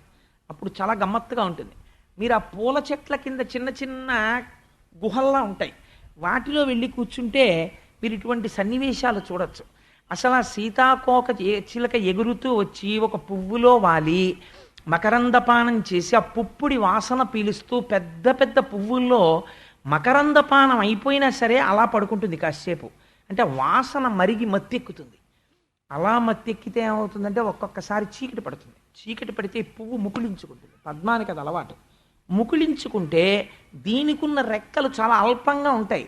అది పైకి రాలేక అది అనుకుంటుందిట, రేపు తెల్లవారకట్ట సూర్యోదయం అవుతుంది, ఈ పువ్వు మళ్ళీ విచ్చుకుంటుంది, నేను మళ్ళీ వెళ్ళిపోతాను అనుకుంటుంది. అనుకుని అందులో పడుకుంటుంది. కానీ చీకటి పడే సమయానికి నీళ్లు తాగుదామని ఏనుగులు వస్తాయి. అవి నీళ్లు తాగి వెళ్ళిపోతూ వెళ్ళిపోతూ ఈ పద్మాల్ని తొండంతో పీకేసి నేల బారేసి తొక్కేసి వెళ్ళిపోతాయి. పద్మమునందు సుగంధమును ఆఘ్రాణిస్తూ పడుకున్నటువంటి తుమ్మెద ఏనుగు పాదము కింద పడి మరణిస్తోంది. కాబట్టి ఏమైంది? వాసన మరిగి తుమ్మెద నశించింది. ఒక్కొక్క ఇంద్రియము ఒక్కొక్క లౌల్యమునకు నశించిపోతోంది. 5 ఇంద్రియాలు ఈశ్వరుడు దీంట్లో పెట్టాడు. కాబట్టి ఎంత లౌల్యం ఉంటుంది. ఇది అరుకాశుడు కైలాసపాళిలో. ఈ ఇంద్రియాల్లో ఏ ఇంద్రియమైనా కరిచేయచ్చు మిమ్మల్ని. కరిచేసింది అనుకోండి. ఇందాకటి సీసపద్యం ఒకటి విన్నారు కదా మీరు అజామీలుడి గురించి. ఇప్పుడు ఇంద్రియ లౌల్యము ఏ స్థితిలో కలుగుతుంది? యవ్వనమునందు కలుగుతుంది. ఈ లౌల్య బుద్ధి ఆ సమయంలో ప్రారంభం అవుతుంది. అప్పుడు ఇంద్రియాల్ని తిప్పడానికి జ్ఞానమును ఉపయోగించాలి. అలా ఎవడు ఉపయోగించడో వాడు నశించిపోతాడంతే. నిన్నటి రోజు పునర్జన్మ ఎంత భయంకరమో స్థితికి వెళ్ళిపోతాడు. అది కూడా మళ్ళీ మనుష్యుడిగా వస్తాడని నమ్మకం ఉండదు. ఏ హీనోపాధిలోకైనా వెళ్ళిపోతాడు. హీనోపాధిలోకి వెళ్ళిపోతే నష్టం ఏమిటండి అని మీరు నన్ను అడగచ్చు. ఒక్కొక్క ప్రాణిని ఉచ్చు వేసి చంపుతారు. ఒక్కొక్క ప్రాణిని కంఠం కోసి చంపుతారు. ఒక్కొక్క ప్రాణిని అలా కంఠం కొయ్యడమో కష్టం, లేకపోతే ఇంకోలా చంపడమో కష్టం అనుకుంటే ఎంత దారుణంగా చంపుతారో తెలుసా అండి. కొన్ని ప్రాణులను నేను ఒకసారి చూసి కళ్ళుదిరిగి పడిపోయాను. నేను విశాఖపట్నంలో పనిచేసేటప్పుడు దసరా పండగ నాడు వెళ్తూ ఓ కోడిని కోస్తుంటే యథాలాపంగా అలా ఏదో అనుకుని చూశాను. అటోడు ఇటోడు పట్టుకుని కోస్తుంటే చూశానంతే. మళ్ళీ నేను లేచేటప్పటికి సోడా కొడుతున్నారు నా మొహం మీద. అక్కడ పడిపోయాను. అందుచేత అంటే చిన్నతనంలో బహుశా అంటే నువ్వు ఇప్పుడు అలాంటివన్నీ చూస్తావా అని అక్కడ నేను అసలు చూసే అవకాశం లేదు. నాకు ఈశ్వరుడు అలాంటి దిక్కుమాల గోలు లేకుండా ఏదో పవిత్రంగా జీవనం గడిపి అదృష్టాన్ని కటాక్షించాడు, అది కొనసాగింపబడుగాక అని కోరుకుంటాను అనుకోండి. కానీ అసలు చెప్తున్నాను, దానికి ఒక్కొక్క ప్రాణిని ఎంత దారుణంగా చంపుతారో తెలుసా అండి. అది చంపడం కష్టం అని దాన్ని తిరగేసి రోకళ్ళు పెట్టి కడుపు మీద కొట్టి చంపుతారు. నేను చూసా ఒకసారి ఒక పందిని చంపుతుంటే పారిపోయాను అక్కడి నుంచి. రోకళ్ళు పెట్టి కొడతారు, కొట్టి చంపుతారు. కాళ్ళను తీసుకొచ్చి తలకాయ కిందకు పెట్టి కాళ్ళు గుత్తి కింద వంకాయలు కట్టినట్టు కట్టి 2 వీలర్కి స్పీడ్గా వెళ్ళిపోతుంటే తలకాయ కింద పెట్టి చూస్తున్నప్పుడు ఏ రాయో పట్టని తలకి తగులుతుంటే అది అనుభవిస్తున్నటువంటి బాధ పాపము చేసినప్పుడు కనపడదు. యవ్వనంలో ఉన్నప్పుడు అనుభవించినప్పుడు తెలుస్తుంది. అప్పుడు ఎవడు పంచుకోడు దాన్ని. ఈ ఉపాధే పంచుకోవాలి.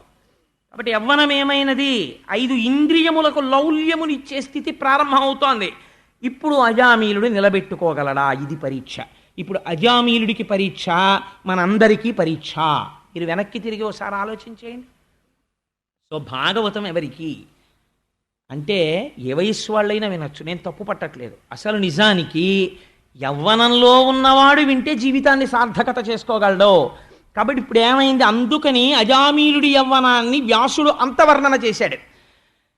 ఇప్పుడు ఇంద్రియముల యందు కామము ప్రకోపమును పొందుతున్నది. ఎందుకని? ఒంటి నిండా ఓపికంది, ఇన్ని విన్నాడు. కానీ ఈ ఇంద్రియముల గొప్పతనమేమి? ఏ ఒక ఇంద్రియమైనా సరే తన లౌల్యము చేత తాను నిలబడిన పై మెట్టు నుంచి కిందకి తోసి పారవేయగలదు. ఇప్పుడు నిలబడి ఇంకొక మెట్టు దాటి బ్రహ్మమునకు వెడతాడా, కిందకి పడిపోతాడా? మీరు అజామీలోపాఖ్యానాన్ని పరిశీలన చేయడంలో మీరు మిమ్ములను, మీ కుటుంబాన్ని, సమాజాన్ని పరిశీలన చేయడం అలవాటు అవుతుంది అజామీలోపాఖ్యానం. కాబట్టి మీ కుటుంబం బాగుండాలని మీరు అనుకుంటే అజామీలోపాఖ్యానం విన్నవారైతే మీ పిల్లలని ఎంత జాగ్రత్తగా బోధ చెయ్యాలో, తల్లిదండ్రులు ఎంత పరిశీలన చేసుకుంటూ ఉండాలో, ఆ సమయమునకు తండ్రికి ఓపిక తగ్గుతుంది, బిడ్డడికి ఓపిక పెరుగుతుంది. అవసరమైతే వాడు తెగతెంపులు చేసుకుంటాడు, ఒక్క తోపు తోస్తాడు, ఒక్క లెంపకాయ కొట్టాడు అనుకోండి, అయిపోయిందంటే తండ్రి బ్రతుకు అక్కడతో. ఇంకా తండ్రి బ్రతికి మరణించినట్టే. వాడికి ఆవేశం ఎక్కువైపోతే. కాబట్టి వాడు ఆవేశపడకుండా, అందుకే పుత్రమిత్రమదాచరేత్, స్నేహితుణ్ణి కూర్చోపెట్టుకుని మాట్లాడినట్టే మాట్లాడాలరా కొడుకని అహంకరించి మాట్లాడకు, చాలా జాగ్రత్తగా ఉండు కొడుకుతో. అంత జాగ్రత్తగా వాడికి ధర్మం చెప్పుకోవడం ఏర్పాటు చేయి. అందుకే గాయత్రీ మంత్రోపదేశం చేసి గురువుని చేస్తారు తండ్రిని. గురువు పట్ల అపచారం చేయకూడదనైనా కాస్త తండ్రి గారి దగ్గర జాగ్రత్తగా కూర్చుని వింటాడని. ఎందుకని? అజామీలుడు లాంటి వాడిని దృష్టిలో పెట్టుకునే. ఇప్పుడు ఆ 5 ఇంద్రియాలతో ఈశ్వర సేవనం చెయ్యొచ్చు. ఈ కళ్ళతో చూడడమే పనిగా పెట్టుకుని 10 దేవాలయాలు తిరగడం రోజు అలవాటు పెట్టుకుని వాడు ధన్యుడైపోవచ్చు. ఒక చెవితో ఏమీ తెలియకపోయినా ఉట్టిని అలా వినడం అలవాటు చేసుకుని 4 కీర్తనలు వినడం, భగవంతుడి కథలు వినడం, వీటితో తరించిపోవచ్చు. ఈశ్వరుడి నిర్మాల్యం ముట్టుకోవడం, ఈశ్వరుడి పల్లకి మోయడం, వెళ్ళి అందరు దేవతల పాదాలు ముట్టుకోవడంతో తరించిపోవచ్చు. లేదా భగవంతుని యొక్క నిర్మాల్యాన్ని వాసన చూడడానికి అలవాటు పడిపోయి మత్తెక్కిపోవచ్చు, ధన్యుడైపోవచ్చు, ఎలాగైనా అవ్వచ్చు. లేదా ఈ ఇంద్రియాల్లోనే ఏదో ఒక ఇంద్రియము యొక్క లౌల్యమునకు పాడైపోవచ్చు. అది నేను చెప్పడం ఎందుకు, ప్రతి ఇంద్రియానికి ఉన్న లౌల్యం విషయంలో మనందరం పిహెచ్డీలు ఉన్నవాళ్ళం, అందుకని నేను చెప్పక్కర్లేదు. కాబట్టి అంటే మీరు కాదేమో, నేను. కాబట్టి ఇక్కడ అజామీలుణ్ణి దృష్టాంతంగా వ్యాసుల వారు చూపిస్తున్నారు. ఆయనని తండ్రి గారు ఒకరోజు పిలిచి అన్నాడు, ఆయన ఏం తప్పు పని చెప్పలేదు, అయితే ప్రమాదము ఉండేటటువంటి పని చెప్పలేదు, ఎప్పుడూ చెప్పే పని ఏదో అదే చెప్పాడు ఆయన. దర్భలు పట్టుకురా, పువ్వులు పట్టుకురా, రేపటి పూజకి దళములు పట్టుకురా అని చెప్పాడు తండ్రి. ఏమండి ఈ చెప్పడంలో తండ్రి ఎందు ఎంత మాత్రము దోషం లేదన్న మాట మీరు ఎందుకన్నారో అని నన్ను అడగచ్చు.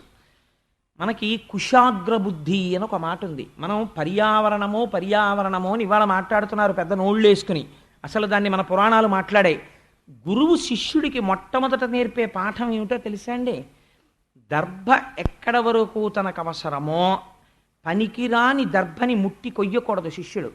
ఏ దర్భ అవసరమో ఆ దర్భని పట్టుకుని దాన్ని కూడా పూర్తిగా ఉత్తరించడానికి వీల్లేదు, మొదలు వరకు కోసి మళ్ళీ అది పెరగడానికి అవకాశం ఇవ్వాలి. అందుకే హనుమ చెప్తారు సుందరకాండలో, నేను శాఖాభంజనము చేశాను కానీ చెట్లు పీకలేదు రావణ, నా ఎందు పాపము లేదన్నారు.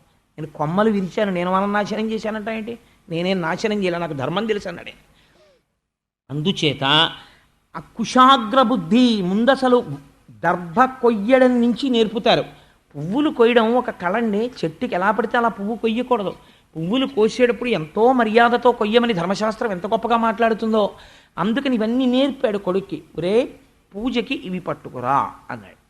ఈయన అడవిలోకి వెళ్ళాడు. వెళ్తున్నప్పుడు కూడా నేను ఇందాక చెప్పిన శీసభజ్యం స్థాయే, మీరు ఆ స్టేచర్ గుర్తుపెట్టుకోవాలి. వెళ్ళాడు, పువ్వులు కోశాడు, సమిధలు కోశాడు, అన్నీ చేశాడు, దగ్గర పెట్టుకున్నాడు. ఆచార్యులు చెప్పినటువంటి వాక్యములు స్ఫురణలోకి వస్తున్నాయి, వేదమంత్రములన్నీ జ్ఞాపకానికి వస్తున్నాయి అంటున్నాడు. విచారణ చేసుకుంటూ సంతోషంగా ఇంటి వైపుకి వచ్చేస్తున్నాడు.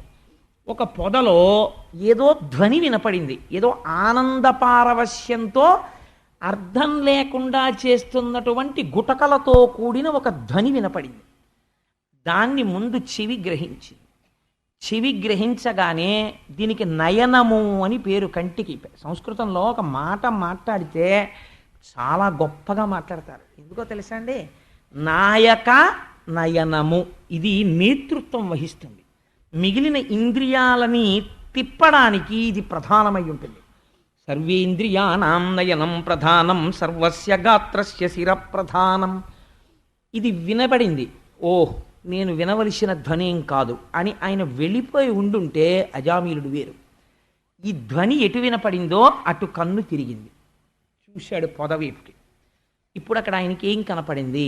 దాన్ని మీరు ఎప్పుడైనా భాగవతంలో చదవండి, నేను లఘువుగా మాత్రమే చెప్తాను దాని గురించి. కళ్ళు కుండలు తెచ్చుకుని అక్కడ పెట్టుకుని చాలా హీనమైనటువంటి జన్మని పొందినటువంటి ఒక స్త్రీ ఆ కళ్ళు తాను విశేషముగా సేవించి శారీరకమైనటువంటి తుచ్చమైనటువంటి కామమునందు విశేషమైన ప్రవేశము అనురక్త అయినటువంటి ఒక స్త్రీ కళ్ళు సేవించినటువంటి వేరొక పురుషుడు శృంగార క్రీడ యందు విశేషమైన అభినవేశం ఉన్నటువంటి వాడితో ఆనందముగా పునః రతి క్రీడ జరుపుచున్నది. చాలు ఆ వాక్యం ఒక్కటి. ఈయన చెవితో విన్న శబ్దమును అనుసరించి కంటిని తిప్పాడు, ఆ సన్నివేశాన్ని చూశాడు. దానికి వర్ణనక్కర్లేదు. చూస్తే ఇప్పుడు ఏమైంది, ఇదే మీరు గమనించాలి జాగ్రత్తగా. ఇది శుకుడు అనుకోండి, వెళ్ళిపోయాడు. అందుకని భాగవతం చెప్పగలిగాడు, ఇదే పరీక్ష. అందుకే శుకుడికి కూడా ఇదే పరీక్ష వచ్చింది. అప్సరసలు దిగంబరంగా లేచి నమస్కారం చేశారు, బ్రహ్మమని వెళ్ళిపోయాడు. భాగవతం చెప్పాడు. అజామీయుడు కూడా శుకుడైపోను, ఇక్కడ పడిపోయాడు. ఇంత నేర్చుకున్నవాడు ఆ దృశ్యాన్ని చూసి నిలబడిపోయాడు. ఇప్పుడు ఏమైంది? మనస్సు ఆక్రమించింది ఆయన్ని, కర్మేంద్రియ సంఘాతమును నిలబెట్టేసింది. అంటే చూస్తున్న సన్నివేశం ఇక్కడ ముద్రపడిపోయడం ప్రారంభమైపోయింది. అలా నిలబడిపోయి తమకముతో ఆ సన్నివేశాన్ని వీక్షించాడు. అంటే ఇంద్రియ లౌల్యము గెలవడం ప్రారంభమైపోయింది. అంటే ఇన్నాళ్ళు వశములో ఉన్నవి ఒక్క క్షణంలో ఇంతటి అజామీలుణ్ణి పడగొట్టాయి. చూసి వారిద్దరూ వెళ్ళిపోతున్నప్పుడు తాను వెళ్ళిపోయాడు. ఇంటికి వెళ్ళిపోయి దర్భలు తండ్రి గారికి ఇచ్చేసి అసుర సంధ్య వేళ సంధ్యావందనానికి కూర్చున్నాడు. మంత్రం చెప్తున్నాడు, అర్ఘ్యప్రదానం చేస్తున్నాడు, గాయత్రి చేస్తున్నాడు. కానీ ఇక్కడ కనపడుతున్నది ప్రార్థనా శ్లోకము చేసిన గాయత్రి కాదు. తన కన్ను దేని మీద నిలబడిందో అది కనపడుతోంది ఇక్కడ. లోపల ఇంద్రియము ఒక లౌల్యమును పొందింది. ఇంట ధర్మపత్ని అయి సుగుణాల రాశి అయి సౌందర్యవతి అయిన భార్య ఉన్నది. కానీ ఆయన కోర్కె వేరొక కులటయందు ప్రవేశించినది. అయితే అజామీళుడేమంత అమాయకుడు కాడు. ఆచార్యవాక్కులు, వేదవాక్కులు అన్నిటినీ జ్ఞాపకానికి తెచ్చుకున్నాడు. అంటే ప్రయత్నం చేశాడు దాన్ని అధిగమించాలని. అయితే వీటన్నింటినీ తొలగతోసింది కేవలము ఆ సన్నివేశము. ఒకనాటి రాత్రి తన భార్యకి, తల్లికి, తండ్రికి తెలియకుండా హీనకుల సంజాత అయినటువంటి ఆ స్త్రీని చేరాడు. చేరితే ఆవిడంది, నువ్వు కూడా కళ్ళు సేవించు. ఇప్పుడు ఏమైంది? రసేంద్రియము పాడవడం మొదలెట్టింది. ఇప్పుడు కళ్ళు సేవించడం మొదలుపెట్టాడు. మొదలుపెట్టిన తరువాత సంఘం ఎవరితో కూడినది? వేదము ధర్మము అక్కర్లేని వారితో కూడినది. అందుకని ఏమయ్యాడు? రాత్రింబవళ్ళు అక్కడున్నాడు, సంధ్యావందన భ్రష్టుడైనాడు. వేదము లేదు. ఇంకా మిగిలిన కథ నేను పెద్ద చెప్పేదే ఉందండి, మీరు అర్థం చేసుకోవచ్చు. అయ్యా మీ అబ్బాయిని ఎక్కడ చూసామో తెలుసా? ఫలానా చోట చూసాం. తండ్రి గారు ఒకనాడు కబురు చేశాడు, రాలేదు. తండ్రి వెళ్ళలేడు అక్కడికి. ఆఖరికి బలవంతంగా ఒక రోజున పిలిపించాడు. తల్లిదండ్రులను ఎదిరించాడు, భార్యని విడిచిపెట్టేశాడు. తల్లిదండ్రులు వృద్ధులైపోయారు, చూడవలసిన వాడను నేను అని కూడా చూడకుండా కనీసం వారి ధర్మం వారి ధనం వారికి ఉంచి వారిని బంధువులకు అప్పజెప్పాలి, అది న్యాయం. కనీసం వారి ధనాన్ని వారికుంచి బంధువులకు అప్పజెప్పలేదు. వారి ధనాన్ని తాను దోచుకున్నాడు. దోచుకుని తీసుకెళ్ళి ఆ స్త్రీకి పెట్టాడు. ఆఖరికి తన యజ్ఞోపవీతాన్ని విడిచిపెట్టేశాడు, శిఖ విడిచిపెట్టేశాడు, వేదం విడిచిపెట్టేశాడు. ఎన్నింటిని పడగొట్టేసిందండి? ఒక్క దృశ్యము పడగొట్టేసింది. ఇప్పుడు ఏమైపోయాడు? ఆ కులట అయిన స్త్రీ యందు 9 బిడ్డల్ని కన్నాడు. అంటే ఎంత వయస్సు అయిపోయిందో చూడండి. ఇలా ఉంటుండగా కాలము ఎవరి కోసం ఆగుతుంది? కాలము జరిగిపోతోంది. ప్రత్యాయాంతిగతా పునర్న దివసాహ కాలో జగద్భక్షక. ఇన్ టర్మ్స్ ఆఫ్ డిజైర్స్ మనిషి మాట్లాడతాడు. నాకు వచ్చే సంవత్సరం అయితే ఇంత బోనస్ వస్తుందండి, వచ్చే సంవత్సరం అయితే నాకు ఇంత అమౌంట్ వస్తుందండి అని మాట్లాడతాడు. కానీ కాలో జగద్భక్షక, సూర్యోదయ సూర్యాస్తమయాల్లో ఈశ్వరుడు నీ ఆయుర్దాయాన్ని గ్రసించేస్తున్నాడు. అంతకాలం అసలు నువ్వు ఉంటావో ఉండవో, నువ్వు చేసిన ఈశ్వర సంసేవనమే ఉంది. ఇవన్నీ నువ్వు పట్టుకెళ్ళేది ఆకరణ మూటలో, ఇవన్నీ ఇక్కడ ఉండిపోయావే. ఒక్కటి రాదు. కింవానేన ధనేన వాజికరిభిప్రాప్తేన రాజ్యేన కింవా పుత్ర కళత్ర మిత్ర పశుభిర్దేహేన గేహేన కిం జ్ఞాతైతక్షణ భంగురం సపతిరోత్యాజ్యం మనోదూరత స్వాత్మార్థం గురువాక్యతో భజ భజ శ్రీ పార్వతీ వల్లభం. ఏదీ రాదు. ఎంత దూరం రాదంటే కనీసం చిట్ట చివరికి నేననుకున్న ఈ శరీరము అగ్నిహోత్రములో కాలిపోతుంటే తాను దర్శిస్తూ ఉంటాడు నిలబడి. అయ్యయ్యయ్యో, నాదనుకున్నాను ఈ శరీరం, ఇది కూడా కాలిపోతోంది అని ఆశ్చర్యపోతాడు. కొడుకు జ్ఞాతిహోమం చేసి ఇంటికి వెళ్ళిపోతాడు. భార్య 11 రోజులు అయిపోయిన తర్వాత అన్నదమ్ములు తీసుకెళ్ళిపోతారు. ఆఖరికి పైన కప్పిన బట్ట మేటి చాకలి పాలు పడుచు పెళ్ళామైన పరుల పాలు. ఏమిటి తను తీసుకెళ్ళింది? ఆఖరికి ఇన్ని మంచి కోట్లు కుట్టించాడు, ప్యాంట్లు కుట్టించాడు, చొక్కాలు కుట్టించాడు. చచ్చిపోయినప్పుడు ఉన్న బట్టలు కూడా విప్పేసి గజం 12 రూపాయల సైనుగుడ్డోటి పట్టుకొస్తాడు. వెళ్ళి పట్టుకొచ్చి ఆ పైనుంచి కింద వరకు కప్పేసి తాళ్ళేసి కట్టేసి కర్రల మీద పెట్టి పట్టుకుపోయారు. ఏమిటి నువ్వు సంపాదించింది వచ్చింది నీ వెనకాల? నువ్వు చేసిన పుణ్యమో పాపమో. చీమ తన తర్వాత తరాలకి సంపాదించలేదు, పక్షి సంపాదించలేదు, పశువు సంపాదించలేదు. నీకెందుకంత ఆర్తి? నీ బిడ్డల వరకు అది కర్తవ్యం. తర్వాత తరాల వరకు వాళ్ళు తింటారు, నువ్వేమైపోతావు? ఎప్పుడైనా వెనక్కి తిరిగి కోణం నువ్వు ఆలోచించావా? ఆలోచించలేదు, భ్రష్టుడవైపోయావు. కాయము వీడి జీవుడతి కంపిత చిత్తత నేగుచుండవో నాయనయంచు ఎచ్చు నిజనందన నందినులైన కాని కందోజిని భస్మముల్ తొలుత దుఃఖమహాంబుది సొచ్చుపత్నియున్ కాయము వీడి రారు కదా చేసిన కర్మము పుణ్యము తప్ప శంకర. ఎవరు వస్తారు? ఎవ్వరు రారు. ఈ శరీరంతో అనుబంధాలు ఈ శరీరంతో సరి. కాబట్టి ఏమైపోయాడు అజామీలుడు? తల్లిదండ్రుల్ని విడిచిపెట్టాడు, భార్యని విడిచిపెట్టాడు, ఆవిడతో చేరాడు. ఉన్న ఐశ్వర్యమంతా లుప్తమైపోయింది. ఎందుకని? కళ్ళు తాగడం మొదలుపెట్టాడు, మాంసం తినడం మొదలుపెట్టాడు, ఆచార వ్యవహారాలు వదిలిపెట్టాడు. ఛీ ధూర్తుడు అన్నారు చూసిన వాళ్ళు. పిలిచినవాడు లేడు, పలకరించినవాడు లేడు, ఓ పెళ్లి లేదు, ఓ పేరంటం లేదు. భ్రష్టుడై ఆర్జన లేక ఆదాయమంతా పోగా తల్లిదండ్రులు వీధులు బట్టి ఎక్కడికో వెళ్ళిపోయారు, తినడానికి తిండి లేక. భార్య పుట్టింటిని చేరిపోయింది, కడుపున ఒక్క బిడ్డడు లేడు. ఇన్ని ద్రోహ కార్యములను ఆచరించాడు.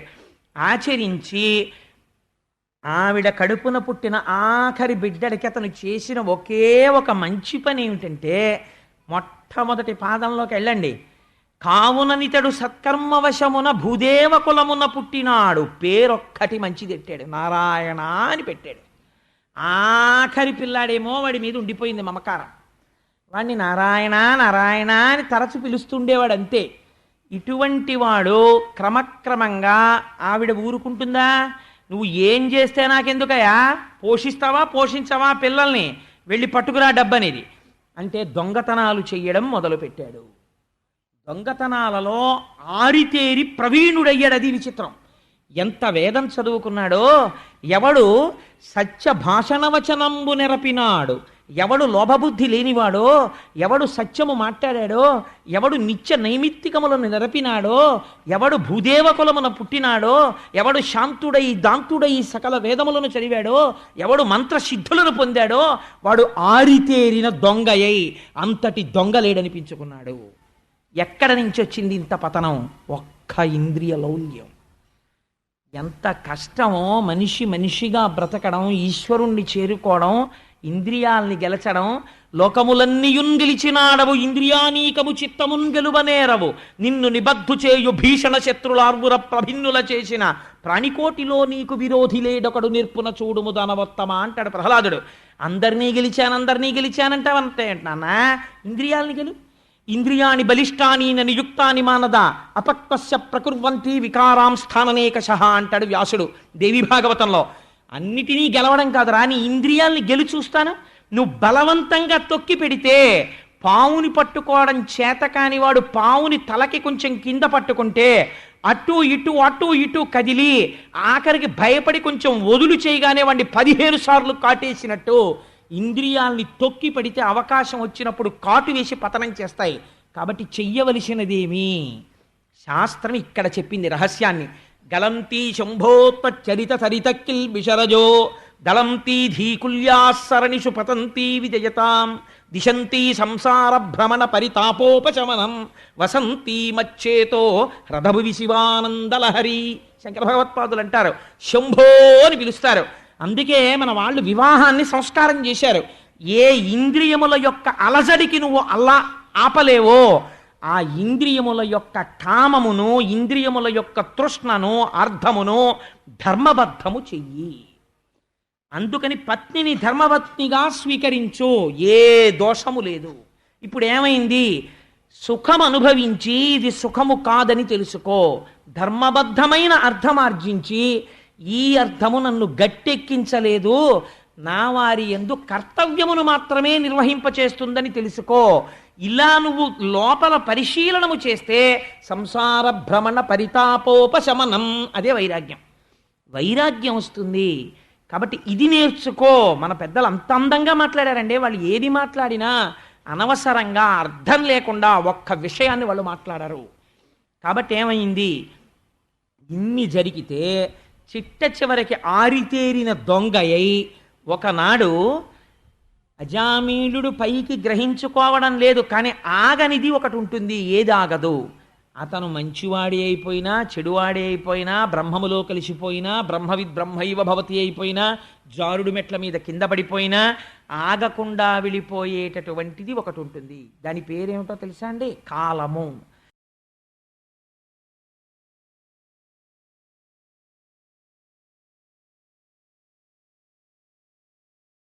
ఆ కాలము ఎవ్వరి గురించి ఆగదు. అయ్యో వీడికి టైం అయిపోతోంది, వీడు ఒక్క నామని చెప్పట్లేదు, వీడికి ఇంకొక గంట టైం ఇద్దాం అని ఆగదు.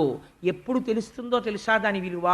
ఇంటెన్సివ్ కేర్ యూనిట్లో పడుకుని చెప్పలేమండి, అందరినీ పిలిపించేయండి అన్న తర్వాత అందరూ వచ్చి అద్దంలోంచి చూస్తుంటే, అయ్యయ్యో ఒక్కసారి దేవాలయానికి ప్రదక్షిణం చేయాల్సిందిరా, మహాశివరాత్రి నాడు కూర్చుని ఒక్కసారి శివాష్టోత్తరం పారాయణ చేయాల్సింది, భీష్మేకాదశి నాడు ఒక్కసారి విష్ణు సహస్రం చదవాల్సింది, ఒక్కసారి భాగవతం చదువుకోవలసింది, వినవలసింది అని అంటే అప్పుడు నువ్వు ఇంకా చెప్పలేవు. ఎందుకని?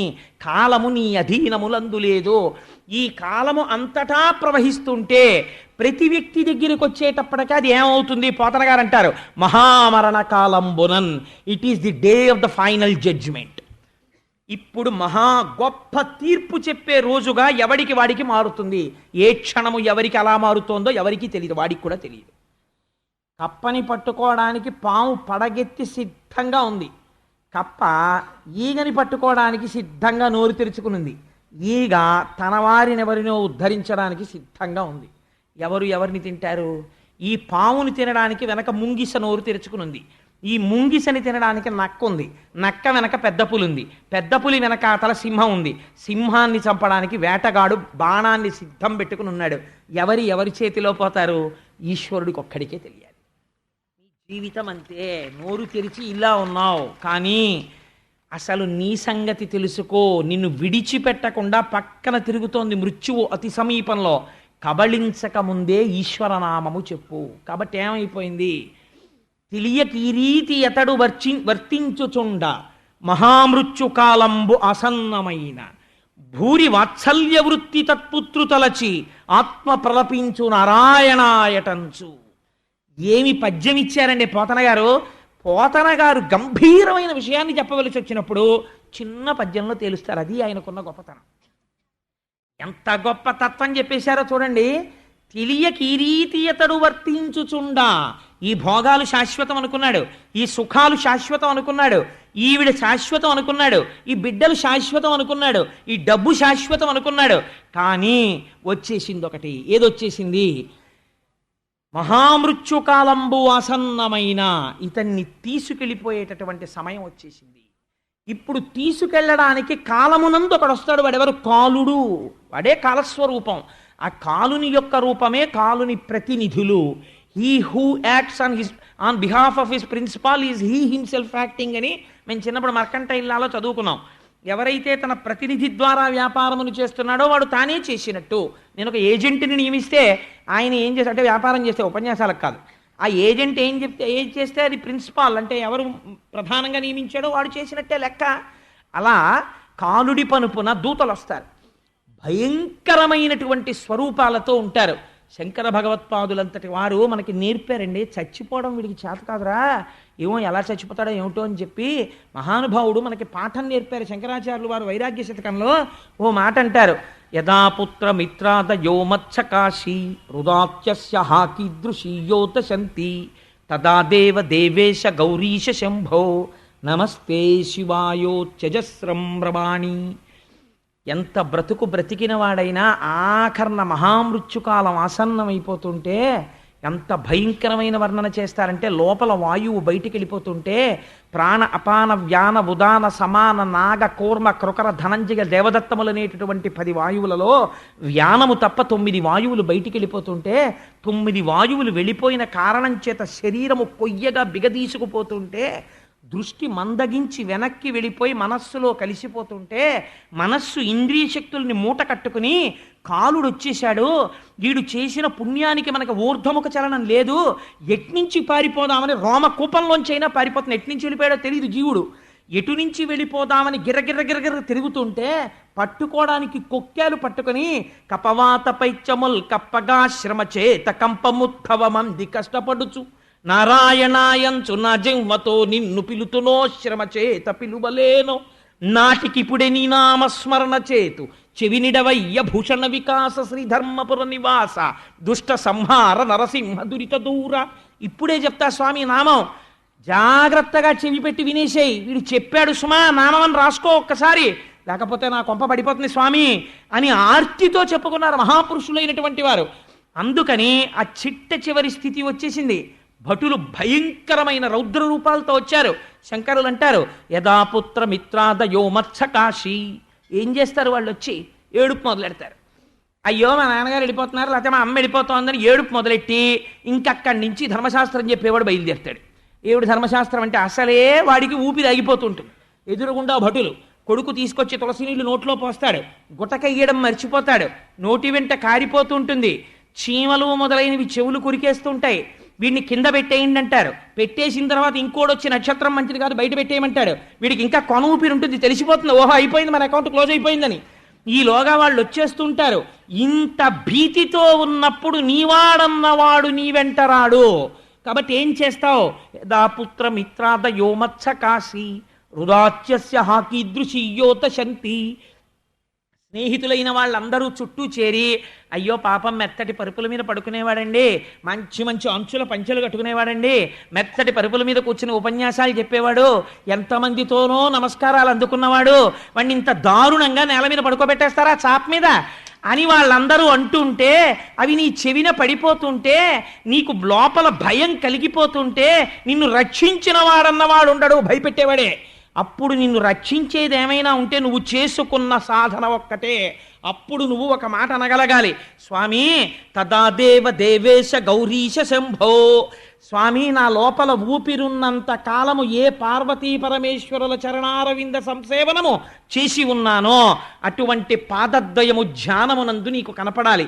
ఈశ్వరా వచ్చేస్తున్నానయ్యా అని నీ శరీరమును విడిచిపెట్టేటప్పుడు ఉత్తరీయాన్ని తీసి, మురికిలో పడిన ఉత్తరీయాన్ని తీసి విసిరి పారేసినట్టు శరీరాన్ని వదిలి ఈశ్వర పాదముల యందు ప్రవేశించగలిగిన ధృతిని పెంచుకో అంటారు శంకరాచార్యుల వారు. దానికి సాధన అవసరము. మిగిలినవి నువ్వు చేసినా చేయకపోయినా నువ్వు చేసుకున్న కర్మానుసారంగా నీ వెంట వచ్చేస్తాయి. కానీ సాధన నువ్వే చేసుకోవాలి, నామం నువ్వే చెప్పుకోవాలి. నీకు ఆకలిస్తే నువ్వు తినాలి, మీ ఆవిడ తింటే నీకు కడుపు నిండదు. నీకు దగ్గు వస్తే నువ్వు మంది వేసుకోవాలి, మీ అబ్బాయి వేసుకుంటే నీకు తగ్గదు. నువ్వు యమయాతన పడకుండా ఉండాలంటే నువ్వు నామం చెప్పుకోవాలి, నువ్వు ఈశ్వరార్చన నిపుణుడవు కావాలి. లేకపోతే పాడైపోయేది నువ్వే. ఈ అనుబంధాలన్నీ మహామృత్యుకాలం వరకే, తర్వాత ఎవ్వడూ పలకరించడు, జాగ్రత్త స్మా అని ఆ దూతలు వచ్చి ఎదురుగుండా నిలబడ్డారు. నిలబడితే ఈయనకి విపరీతమైన భయం వేసేసింది. ఇంత భయంలో ఏం చెయ్యాలో అర్థం కాలేదు.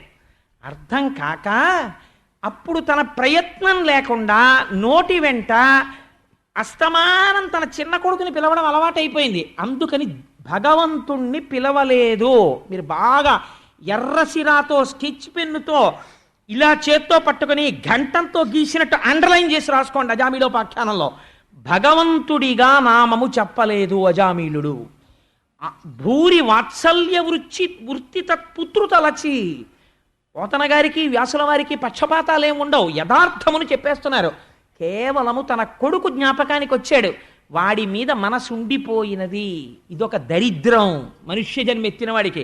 ఎవరి మీదో ఒకళ్ళ మీద వ్యామోహం ఉండిపోతుంది. ఈశ్వరుడి మీదకి పెంచు కూడా వ్యామోహాన్ని. కాబట్టి ఏమైంది, ఆ చిన్న కొడుకు మీద ఉండిపోయింది. అదృష్టం ఏమిటంటే వాడికి పెట్టిన పేరు ఒకటి మంచిది పెట్టాడు. అందుకని ఏమన్నాడు, భూరి వాత్సల్య వృత్తి తత్పుత్రు తలచి. ప్రయత్నపూర్వకంగా చెప్పలేదు. ఊపిరి ఆగిపోయే ముందు ఆత్మ ప్రలపించు అంటే ఏదో తనకి తెలియకుండా గొణిగాడు. ఏమని? నారాయణాయటంచు, నారాయణ అన్నాడు. అనగానే లేచిపోతున్న ఊపిరి నిలబడింది. ఇందుకని ఇప్పటి వరకు ఎంత భయాన్ని పొందాడో ఇంత భయం నుంచి విముక్తి చేయగలిగినటువంటి ఒక విచిత్ర విషయాన్ని చూశాడు.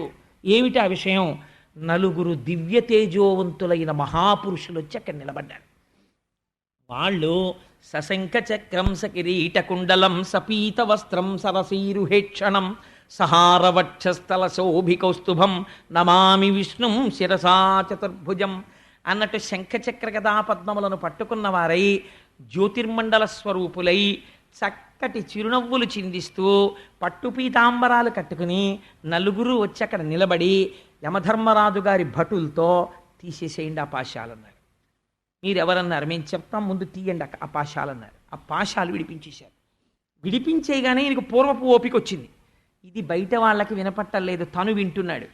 వింటుంటే ఆశ్చర్యంగా చూస్తున్నాడు. ఎవరి మహాపురుషులు?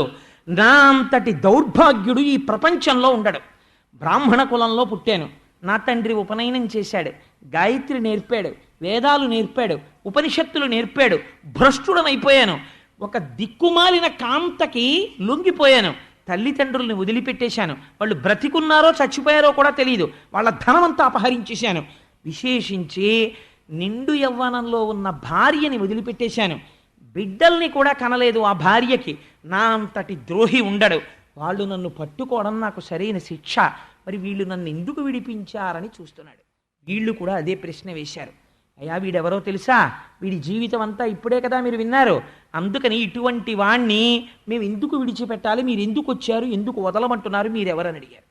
వాళ్ళన్నారు మమ్మల్ని విష్ణు పార్షదులు అంటారు, మేము శ్రీవైకుంఠం నుంచి వచ్చాం, మేము విష్ణువు యొక్క దూతలం, స్వామి ఆజ్ఞ అయింది అజామీలుణ్ణి విడిపించండి అని, అందుకని వచ్చాం అంటే వాళ్ళన్నారు ఇది ధర్మమా, ఇంతటి మహాపాపిని ఎలా విడిచిపెడతామని అడిగారు. ఇది ధర్మమో అధర్మమో, ధర్మమే తన పేరుగా కలిగిన యమధర్మరాజు యొక్క భటులు కదా మీరు, మేము అడిగితే మేమేదో పక్షపాతంతో మేము విడిచిపెట్టమన్నాం కాబట్టి మాకు అనుకూలంగా మాట్లాడామని మీరు అనుకుంటారు కదా, అందుకని మీరు వెళ్ళి యమధర్మరాజు గారిని అడగండి, అయినా మీరు అడిగారు కాబట్టి ఒక్క మాట చెప్తాను జాగ్రత్తగా వినండి అని.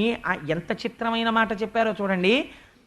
ఈతడు కోటి జన్మలకు ఎక్కుడు జన్మలయందు చెందు పాప నివహంబుల యయాచితంబైన పాప నివహంబులనన్నిటి పారద్రోలే మహామృత్యు కాలమునన్ ప్రజ్ఞానమతిన్ ఏం చేశాడు అంటే ఆ హరినామ సుధామయ సంభూత విభూతికాక్షర మహాద్యుతి సంహతిన్. ఈతడు కోటి జన్మలకు ఎక్కుడు జన్మలయందు చెందు ఆయాతములైన పాప నివహంబులనన్నిటి పారద్రోలే మహామతి అయి మహామరణ కాలమునన్.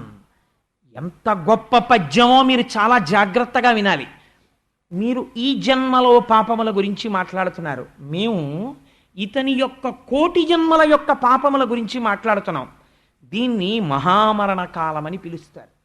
అంటే అంత్యమునందు శరీరములోంచి ప్రాణోత్క్రమణము జరుగుతున్న సమయంలో ఈశ్వరుడు యొక్క నామమును ఇతను పలికాడు.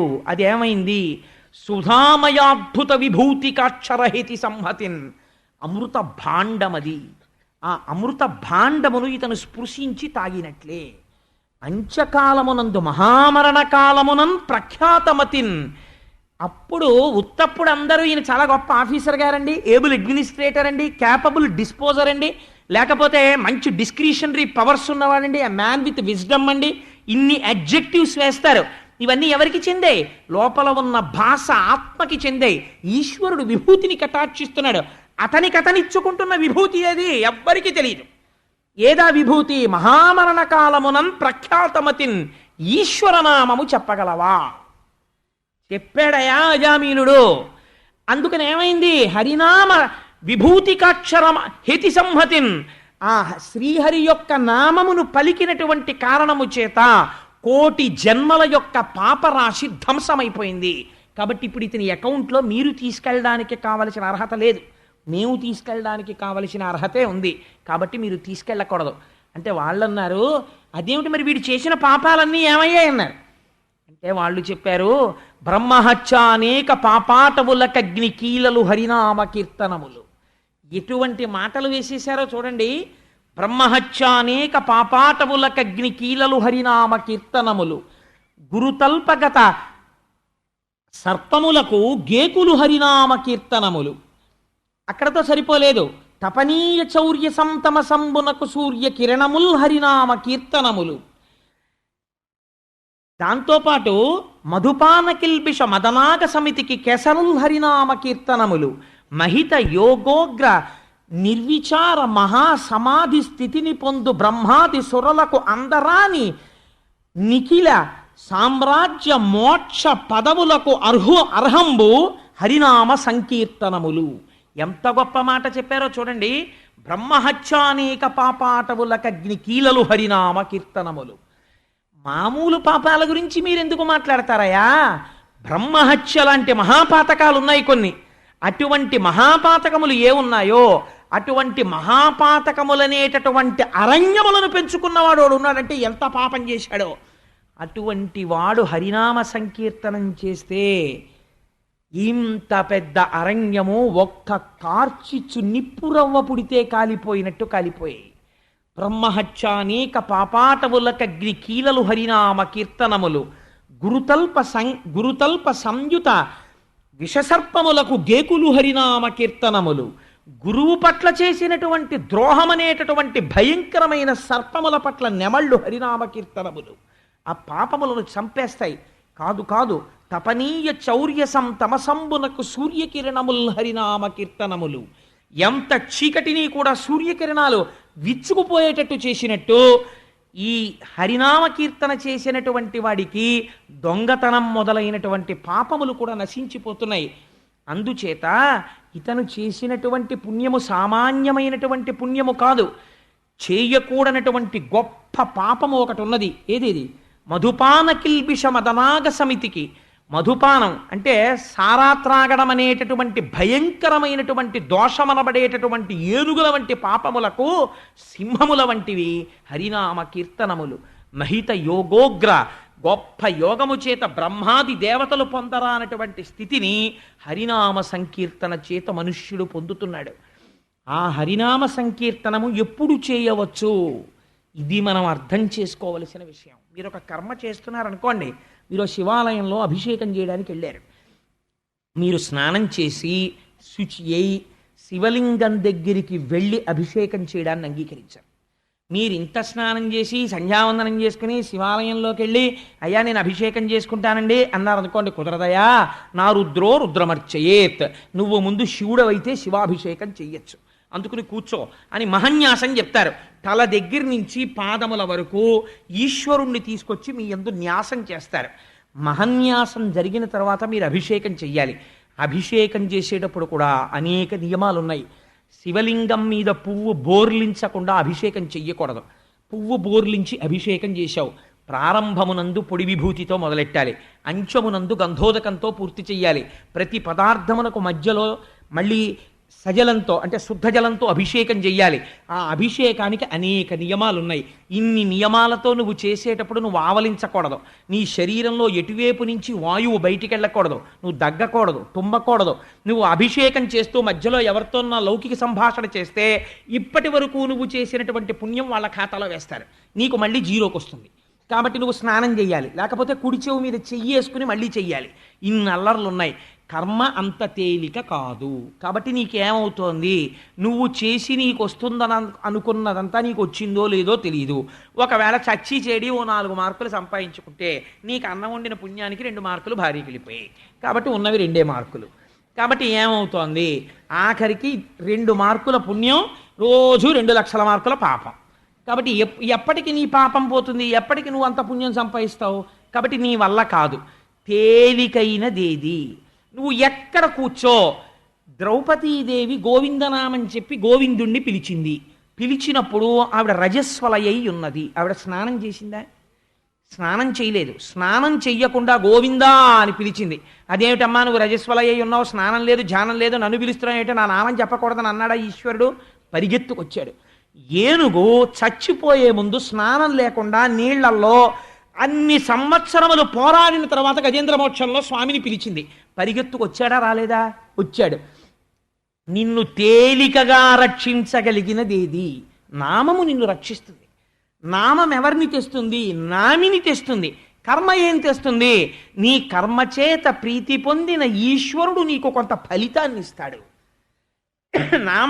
నామి ఈశ్వరుణ్ణే తెచ్చి నీ ముందు నిలబెడుతోంది ఆర్తితో పిలవగలిగితే.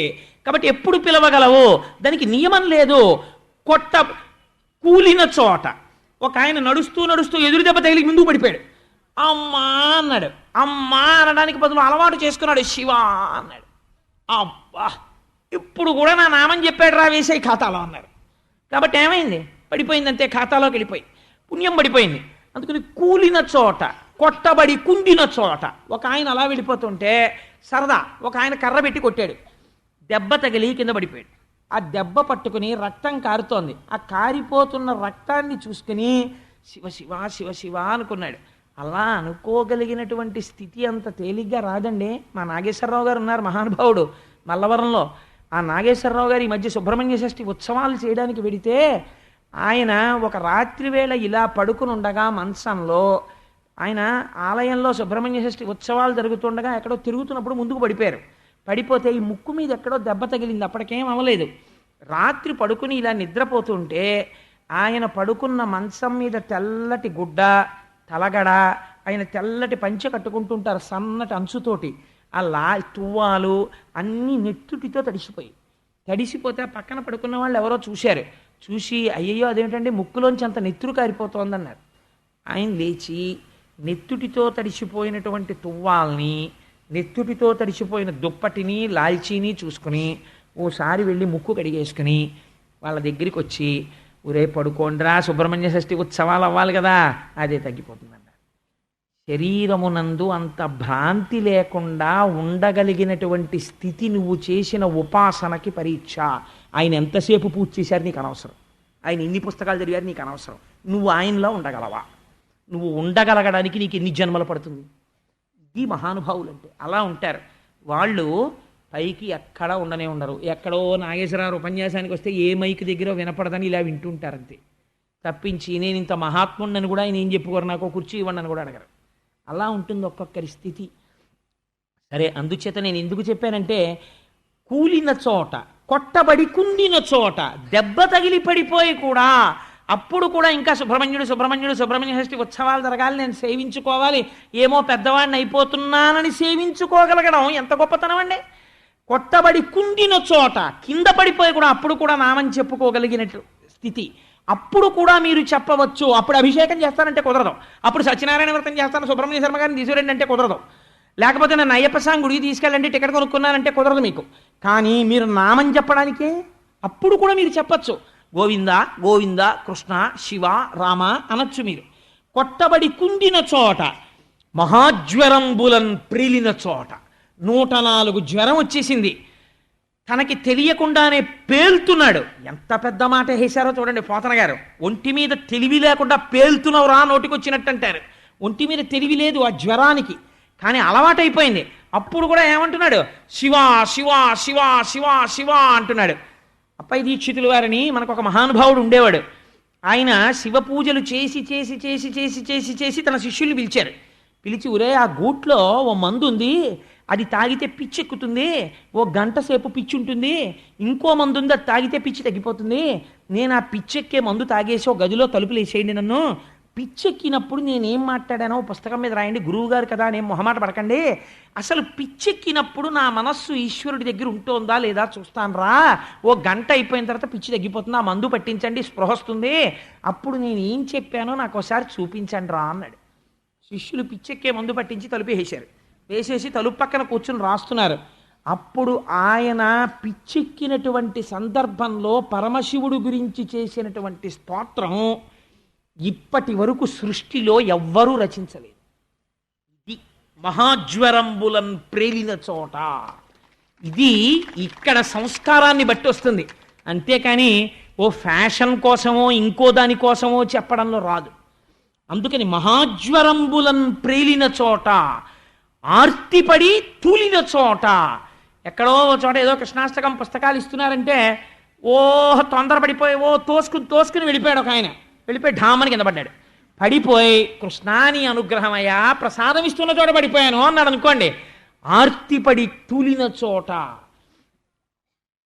విష్ణు భవదూరిని నామము చెప్పి తిరేని పైనియ కాలుని యాతనా వితతి పొందరు దుఃఖభావముల్. ఇలాంటప్పుడు కూడా చెప్పచ్చాయా? పడిపోతున్నప్పుడు హాస్పిటల్కి తీసుకెళ్ళిపోతున్నారు అనుకోండి, నన్ను మాట్లాడించకండి, మీ కర్తవ్యం మీరు చేసుకోండి అని శివ శివ శివ శివో మహేశ్వర శంభో పినాకీ శశిశేఖర వామదేవో విరూపాక్ష కపర్దీ నీలలోహిత శంకర శూలపాణిశ్చట్వాంగి విష్ణువల్లభ అనుకుంటూ కూర్చున్నాడు అనుకోండి. బాధ ఏమిటండి?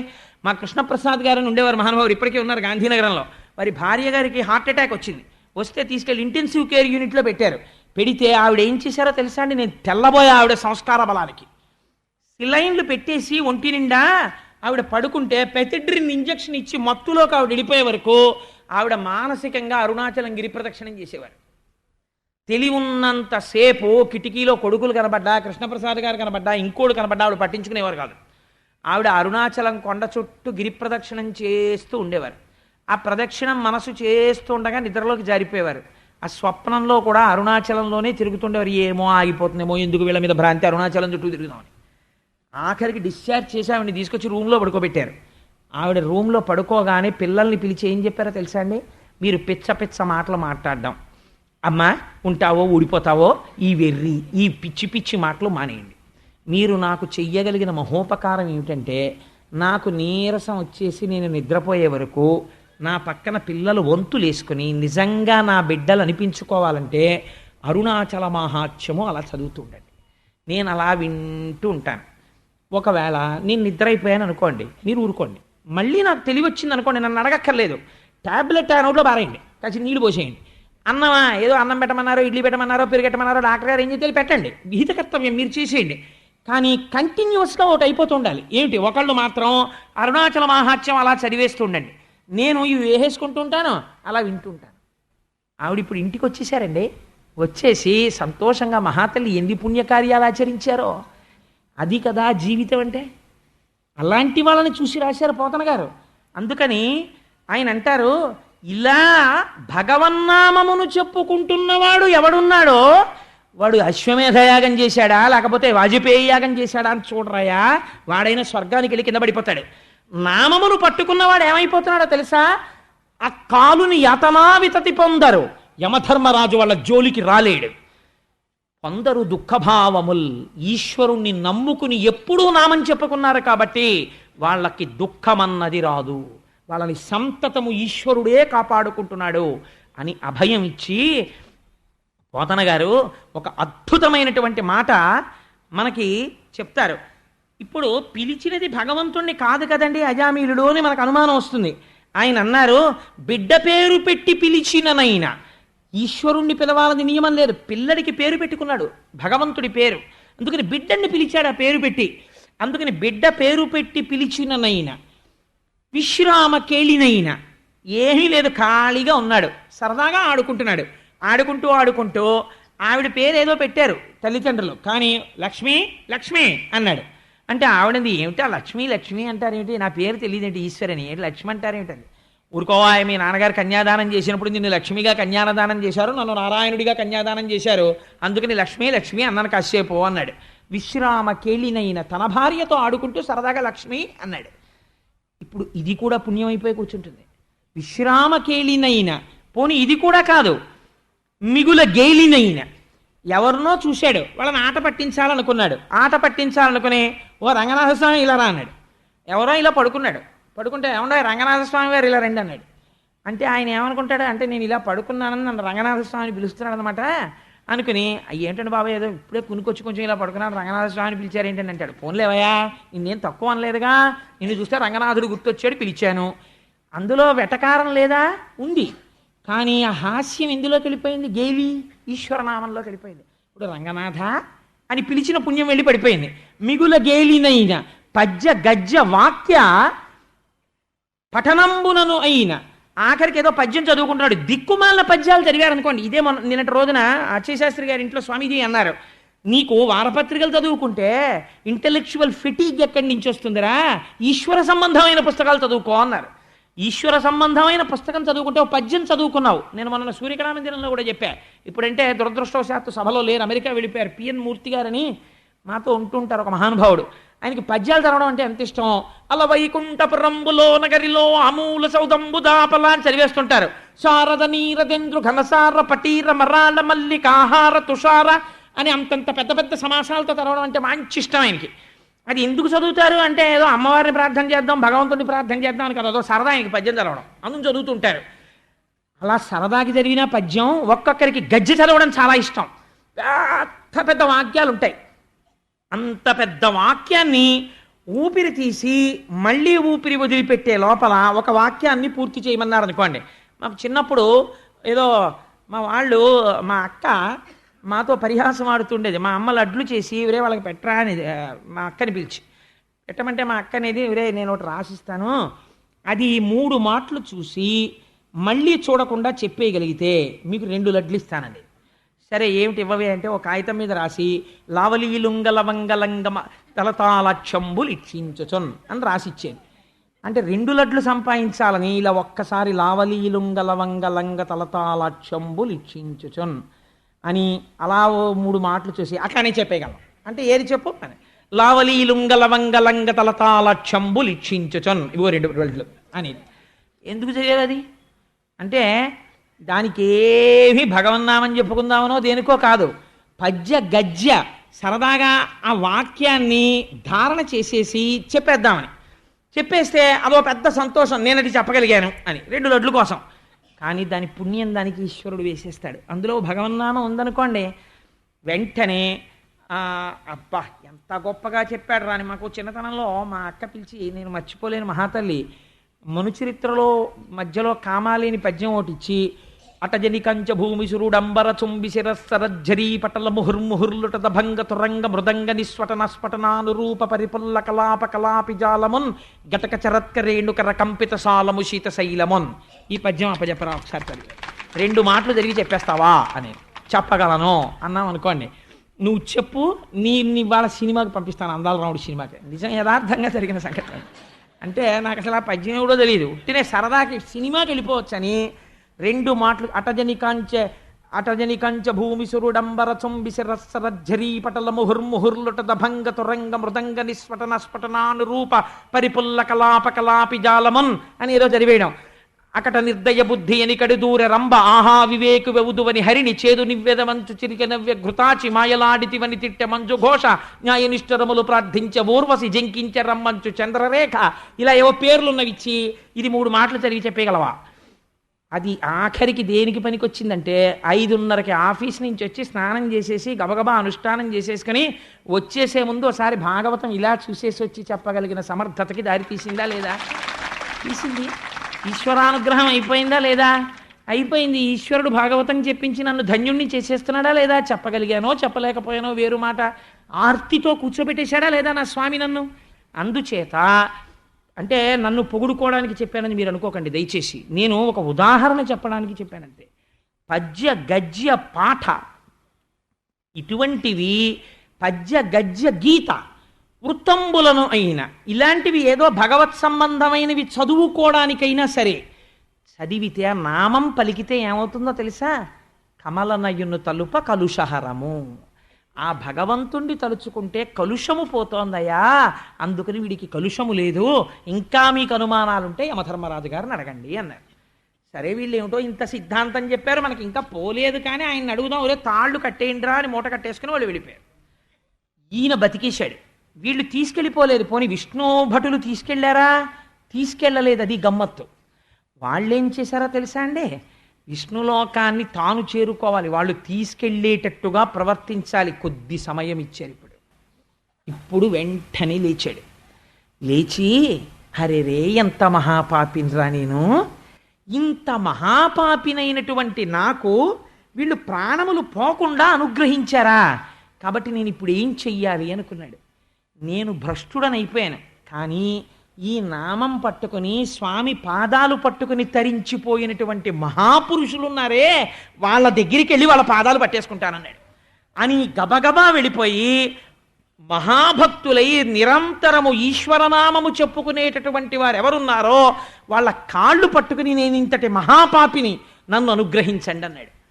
అంటే పోతన గారు అన్నారు, అటువంటి మహాభక్తులైనటువంటి వాళ్ళు ఎవరిని నువ్వు అనుకుంటున్నావు అన్నారు.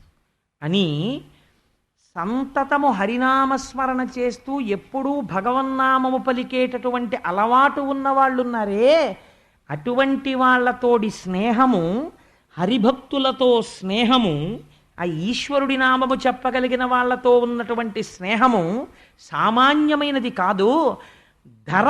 తరగని ధనపు మూటలు. అటువంటి వారితోడి స్నేహమే ఈ భూమి నందు నశించనటువంటి పుణ్యపు ధనపు మూట. ఇది రక్షిస్తుంది నీ వాళ్ళని. రేపొద్దున నువ్వు సంపాదించింది రక్షించదు. అందుకని ధరనెన్నడు తరగని ధనపు మూటలు, వరముక్తి కాంతాపు తోటలు.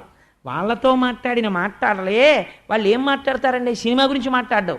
వాడు నోరు విప్పితే భగవంతుడి గురించి మాట్లాడతాడు. శ్రీభాష్యం అప్పలాచార్య స్వామి ఏం మాట్లాడేవారు? అదే మాట్లాడేవారు.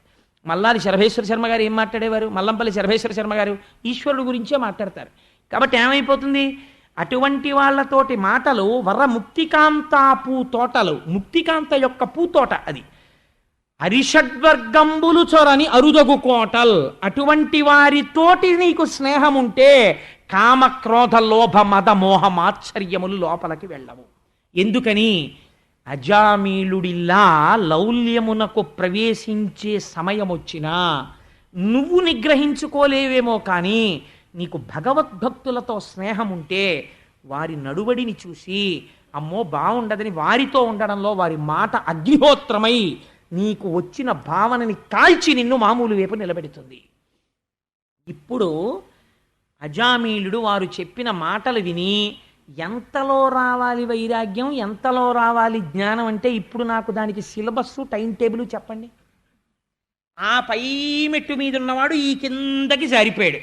ఈ కింద మెట్టు మీదకి జారిపోయిన వాడు యమదూత విష్ణుదూత సంవాదం విన్న తర్వాత భాగవతుల దగ్గరికి వెళ్ళి ఒక్కసారి వాళ్ళ పాదం పట్టుకున్నాడు. ఎంత పాపిని ఈశ్వరుడు ఉద్ధరించినట్టు భగవద్భక్తుడు ఉద్ధరిస్తాడు. అందుకని వాళ్ళన్నారు, నువ్వు అదృష్టవంతుడివిరా, వాళ్ళ దర్శనం చేశావు, ఇప్పటికైనా నీకు తెలిసింది కదా ఎవరు రక్షకులో, వాడినే పట్టుకో గట్టిగా. అందుకని అంచకాలమునందు పలుకునో పలుతునో ఇప్పుడే నీ నామంబు తలుతునయ్య, గోవింద గోవింద గోవింద నరసింహ నరసింహ నరసింహ గోవింద అని ఇప్పుడే నీ నామం చెప్పుకుంటున్నామని నృసింహ శతకకర్త పొంగిపోతాడు. ఎందుకని అంటే కొంత టైం ఉంది కదండి, ఇప్పటి నుంచి ఎందుకంటే పురాణాలు, ఇప్పటి నుంచి ఎందుకంటే భగవన్నామము అంటే ఏమిటి గ్యారంటీ నువ్వు అప్పుడు చెప్పగలవని? అంత్యకాలంలో ప్రాణోత్క్రమణం అయిపోతున్నప్పుడు నువ్వు ఆ భగవన్నామం చెప్పడానికి కావలసిన సంస్కారం నీకెక్కడి నుంచి వస్తుంది? అందుకని ఇప్పటి నుంచి చెప్పడం మొదలుపెట్టు. కాబట్టి ఆ ప్రాణోత్క్రమణం అయిపోయినప్పుడు ఆ నామం చెప్పగలవో చెప్పలేవో, అందుకని ఇప్పుడే చెప్పడం మొదలు పెడతామంటారు. అలా ఈయన ఎప్పుడైతే భక్తుల దగ్గరికి వెళ్ళి 2 మాటలు విన్నాడో వాడు రక్షకుడు అన్న పూనిక తెలిసిపోయింది. నన్ను రక్షించవు అని తెలిసిపోయింది. తాను చేసిన పాపమునకు వగచాడు, ప్రాయశ్చిత్తం చేసుకున్నాడు. ప్రాయశ్చిత్తం అంటే పశ్చాత్తాపమును పొందాడు. ఉత్తర క్షణం సంతానాన్ని ఆ కాంతని విడిచిపెట్టాడు. గంగా తీరానికి వెళ్ళిపోయి హరిద్వారంలో కూర్చున్నాడు. ఇప్పటి వరకు తాను అనుభవించిన భోగములకు సంబంధించిన ఇంద్రియములను మూట కట్టి మనసులో పెట్టి, మనస్సుని ఆత్మలో పెట్టి, ఆత్మని హరిచరణముల దగ్గర పెట్టించాడు. ఇప్పుడు మళ్ళీ ఆ నలుగురు కనపడ్డారు. కనబడి ఇలా నువ్వు అన్నాక తీసుకెడదామనే సమయం ఇచ్చాం, ఇప్పుడు నువ్వు వచ్చే ఇచ్చని వైకుంఠానికి తీసుకెళ్ళిపోయాడు. శ్రీమన్నారాయణుడిలో ఐక్యమైపోయాడు. ఇప్పుడు చెప్పండి, భగవన్ జ్ఞానమును పొందడానికి ముందుది సిలబస్సా వెనకది సిలబస్సా? మీరు నిర్ధారించలేరు. ఈశ్వరానుగ్రహం కలగడం ఇప్పుడు చెప్పేస్తున్నాడు అజామిలోపాఖ్యానంలో వ్యాసుడు జగద్గురువై. నిన్ను రక్షించగలిగినది యథార్థమునకేది? భాగవతులతోడి అనుబంధమే. నీకు జీవితంలో ఉండవలసింది ఏదైనా ఉంటే నీ పాద కమల సేవయు నీ పాదార్చకులతోడి నెయ్యము నితాంతాపారభూత దయయు తాపసమందార నాకు దయచేయగదే. ఆ భగవద్భక్తులతోడి స్నేహము కావాలి. ఇప్పుడు దూతలు ఏం చేశారు? యమధర్మరాజు గారి దగ్గరికి వెళ్ళారు. వెళ్ళి వాళ్ళు అన్నారు, మాకు అనుమానం, ఇన్నాళ్ళ నుంచి నువ్వు వెళ్ళి పట్రా అనేవాడివి, మేము పట్టుకొచ్చేవాళ్ళం. వాళ్ళు ఇంకో నలుగురు వచ్చారు, మీరు వదిలిపెట్టండి అన్నారు. అసలు మనమా తీసేది, వాళ్ళ తీసుకెళ్ళేది? అంటే మనకన్నా పైన ఎవరైనా ఉన్నారా? వాళ్ళ మాట మనం వింటామా, మన మాట వాళ్ళు వింటారా? వాళ్ళేమంటున్నారంటే తెలిసి చెప్పాడో తెలియక చెప్పాడో నామని చెప్పాడు, పాపాలు పోయి అంటున్నారు. అలా పోతాయా? మేము పాపాల లిస్టు చూసుకుని మేము వెళ్ళాం, వాళ్ళేమో చివర నారాయణ అన్నాడు, పాపం పోయిందంటున్నారు. ఏది నిజం? నువ్వు ఇది చెప్పకపోతే రేపు పొద్దున్న మేము చేసేటటువంటి పనిలో ఇబ్బందులు వస్తాయి. అందుకని నువ్వు అసలు మాకు ముందు అర్జెంటుగా ఈ డ్యూటీ ఆప్ చేసి మాకు ఒక సెమినార్ కండక్ట్ చేసి మాకున్న అనుమానాలు నివృత్తి చేయి, అప్పుడు పెడతాం మళ్ళీ డ్యూటీకి అన్నారు. సరే, ఎక్కడెక్కడ ఉన్న వాళ్ళని, లీవ్లో ఉన్న వాళ్ళని కూడా పిలిపించేయమన్నాడు. అంటే నిజంగా అలా అని కాదు నా ఉద్దేశం, భటులందరినీ కూర్చోపెట్టాడు. యమధర్మరాజు గారు కూర్చుని ఆ రోజున ఒక మాట అన్నాడు, పుత్రులారా అన్నాడు. అని ఒక సంబోధన చేశాడు. మీరు నన్ను ఒక ప్రశ్న వేశారు కదా, నారాయణ అంటే పాపం పోతుందండి, అలా ఎలా పోతుందండి, నామని చెప్తే పోతుందా అన్నారు కదా, ఇప్పుడు నేను మీకు చెప్తాను వినండి అన్నాడు. లేకపోతే వ్యాసుడు ఎందుకు అవుతాడండి? ఈ అనుమానం మీకు ఉండిపోదేంటి? నేను ఇలా వేదిక దిగ్గానే వచ్చారు, అదేంటంటే అలా పోతుందా అలా పోతుందా అలా పోతుందా అనరు. అందుకని వ్యాసుడే ఆ భారం తల మీద వేసుకున్నాడు అని ఆయన అన్నాడు. యమధర్మరాజు గారితో చెప్పిస్తున్నాడు. ఇంకా అడ్డు ఆపు ఏమిటంటే ఇంకా ఆయనే చెప్తే, మీరు జీవితమునందు పాపకర్మలు చేసి ఉన్నారు కాదని అనలేం కదండి. కాబట్టి ఏం చెయ్యాలి? ఇప్పుడు ఈ పాపకర్మలు పూర్తిగా నశించిపోతాయా? పూర్తిగా నశించిపోవడం మాట దేవుడెరుగు, కానీ చేసిన పాపము బాగా తక్కువ స్థాయికి వెళ్ళిపోవాలంటే ఒక కర్మ ఉన్నది. ఏమిటా కర్మ? ప్రాయశ్చిత్త కర్మ అంటారు. మీరు గంగానదిలో స్నానం చేయడానికి వెడితే గంగలో స్నానం చేస్తే పాపం పోతుంది, ఈజ్ ఎ డిఫరెంట్ ఇష్యూ. అక్కడికి వెళ్ళి కూర్చున్న తర్వాత ఆ డుండి గణపతి ముందు కూర్చోబెట్టి ప్రాయశ్చిత్తం చేయిస్తారు. ప్రాయశ్చిత్త మంత్రాలు మీరు వినాలి, వింటే ఆశ్చర్యంగా ఉంటాయి. అసలు ఒరే ఇవన్నీ పాపాలా? ఓరి బాబోయ్, అయితే అసలు నీ చేసిన పుణ్యం ఏమైనా ఉందా అని అనుమానం వస్తుంది. అన్ని పాపాలు ఉంటాయి అందులో. ఇవన్నీ లిస్టు చెప్పి ఇవన్నీ పోవడానికి వీడు గంగా స్నానం చేస్తున్నాడని చెప్తారు. చెప్పప్పుడు తీసుకెళ్ళి సంకల్పం చెప్పించి స్నానం చేస్తారు, లేకపోతే కాకి స్నానం అంటారు దాన్ని. అందుకని గంగా సరే ఎలా చేసినా గంగే స్నానం చేస్తాడు. కాబట్టి ఇప్పుడు ఏమైంది? ప్రాయశ్చిత్తము చేత మీరు చేసినటువంటి పాపములు చాలా మటుకు వాటి యొక్క వ్యగ్రతని తగ్గించే అవకాశము ఉన్నది. కానీ మీరు ఒకటి జాగ్రత్తగా ఆలోచించండి. ఇది ఎలా ఉంటుందంటే, వాడు కాశీలో ప్రాయశ్చిత్తం చేసేసుకుని కాకినాడ వచ్చేసాడు. మళ్ళీ మొదలు. ఎందుకు మొదలు? ఇక్కడ జరగలేదు. ఒక కల్లు కుండని తీసుకెళ్ళి ఓ చుట్టకుదురు మీద పెట్టి దాన్ని గంగానదిని తీసుకొచ్చి ఆ గంగతో బాగా సంప్రోక్షణ చేసి అంతర్బహిష్య తత్సర్వం వ్యాప్య నారాయణ స్థిత అని ఇది శుద్ధి పొందుగాక అని గంగాజలాలు తల్లేసి దాన్ని నిండాను ఆ శుభ్రంగా చేతులతో గంగ తీసి ఆ కుండ చుట్టూ రాసేసి పైనుంచి అభిషేకం చేసినట్టు పోసేసి ఎక్కడైనా పొడుందేమో చూడు అన్నారు మీరు. ఎక్కడా పొడి లేదండి అంది భార్య. అయితే మాత్రం అది కల్లుకుండా అవడం మానేసిందండి. అది కల్లుకుండే. మీరు ఎంత గంగతో దాన్ని నింపినా, దాని మీద ఎంత గంగ పోసినా అది కల్లుకుండా.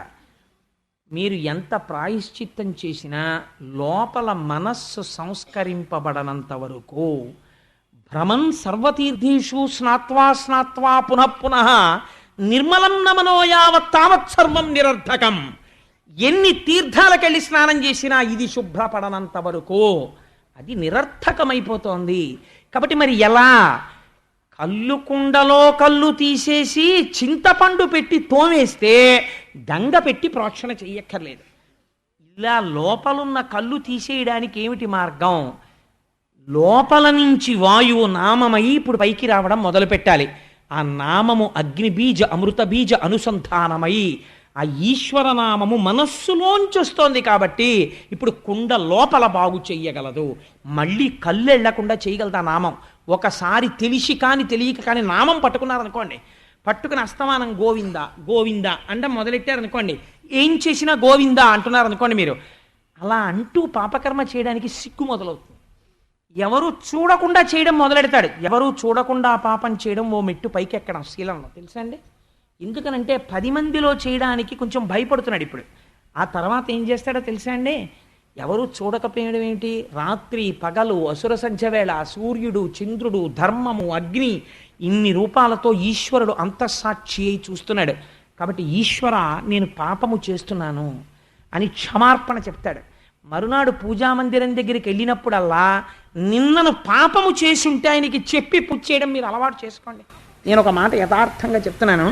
మీరు నిన్నటి రోజున పాపం చేశారనుకోండి, the moment you start worshipping the god first confess your self.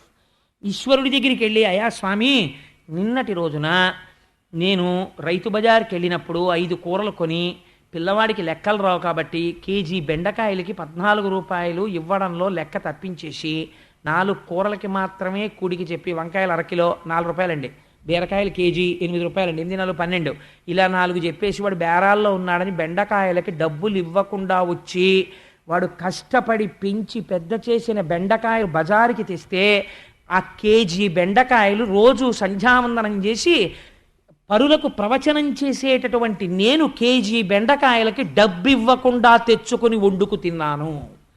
నా పాపము క్షమించుగాక. మళ్ళీ ఎప్పుడైనా ఇలాంటిది చెయ్యకుండా ఉత్తర క్షణం ఆ డబ్బు ఇచ్చేసేటట్టుగా నా మనస్సుని సంస్కరించు అని మీరు ఈశ్వరుడికి చెప్పి సంధ్యావందనం చేశారనుకోండి, మీరు మళ్ళీ 2వ రోజు రైతు బజార్లో డబ్బులు ఇవ్వకుండా రండి, అరకిలో బెండకాయలే కొనుక్కుంటారు. ఓన్లేదో ఇష్టం అయితే. అంటే నేను ఇది ఒక ఉదాహరణకి చెప్పాను అంతేనండి, ఇంతకన్నా పెద్ద చెప్తే బాగుండదని.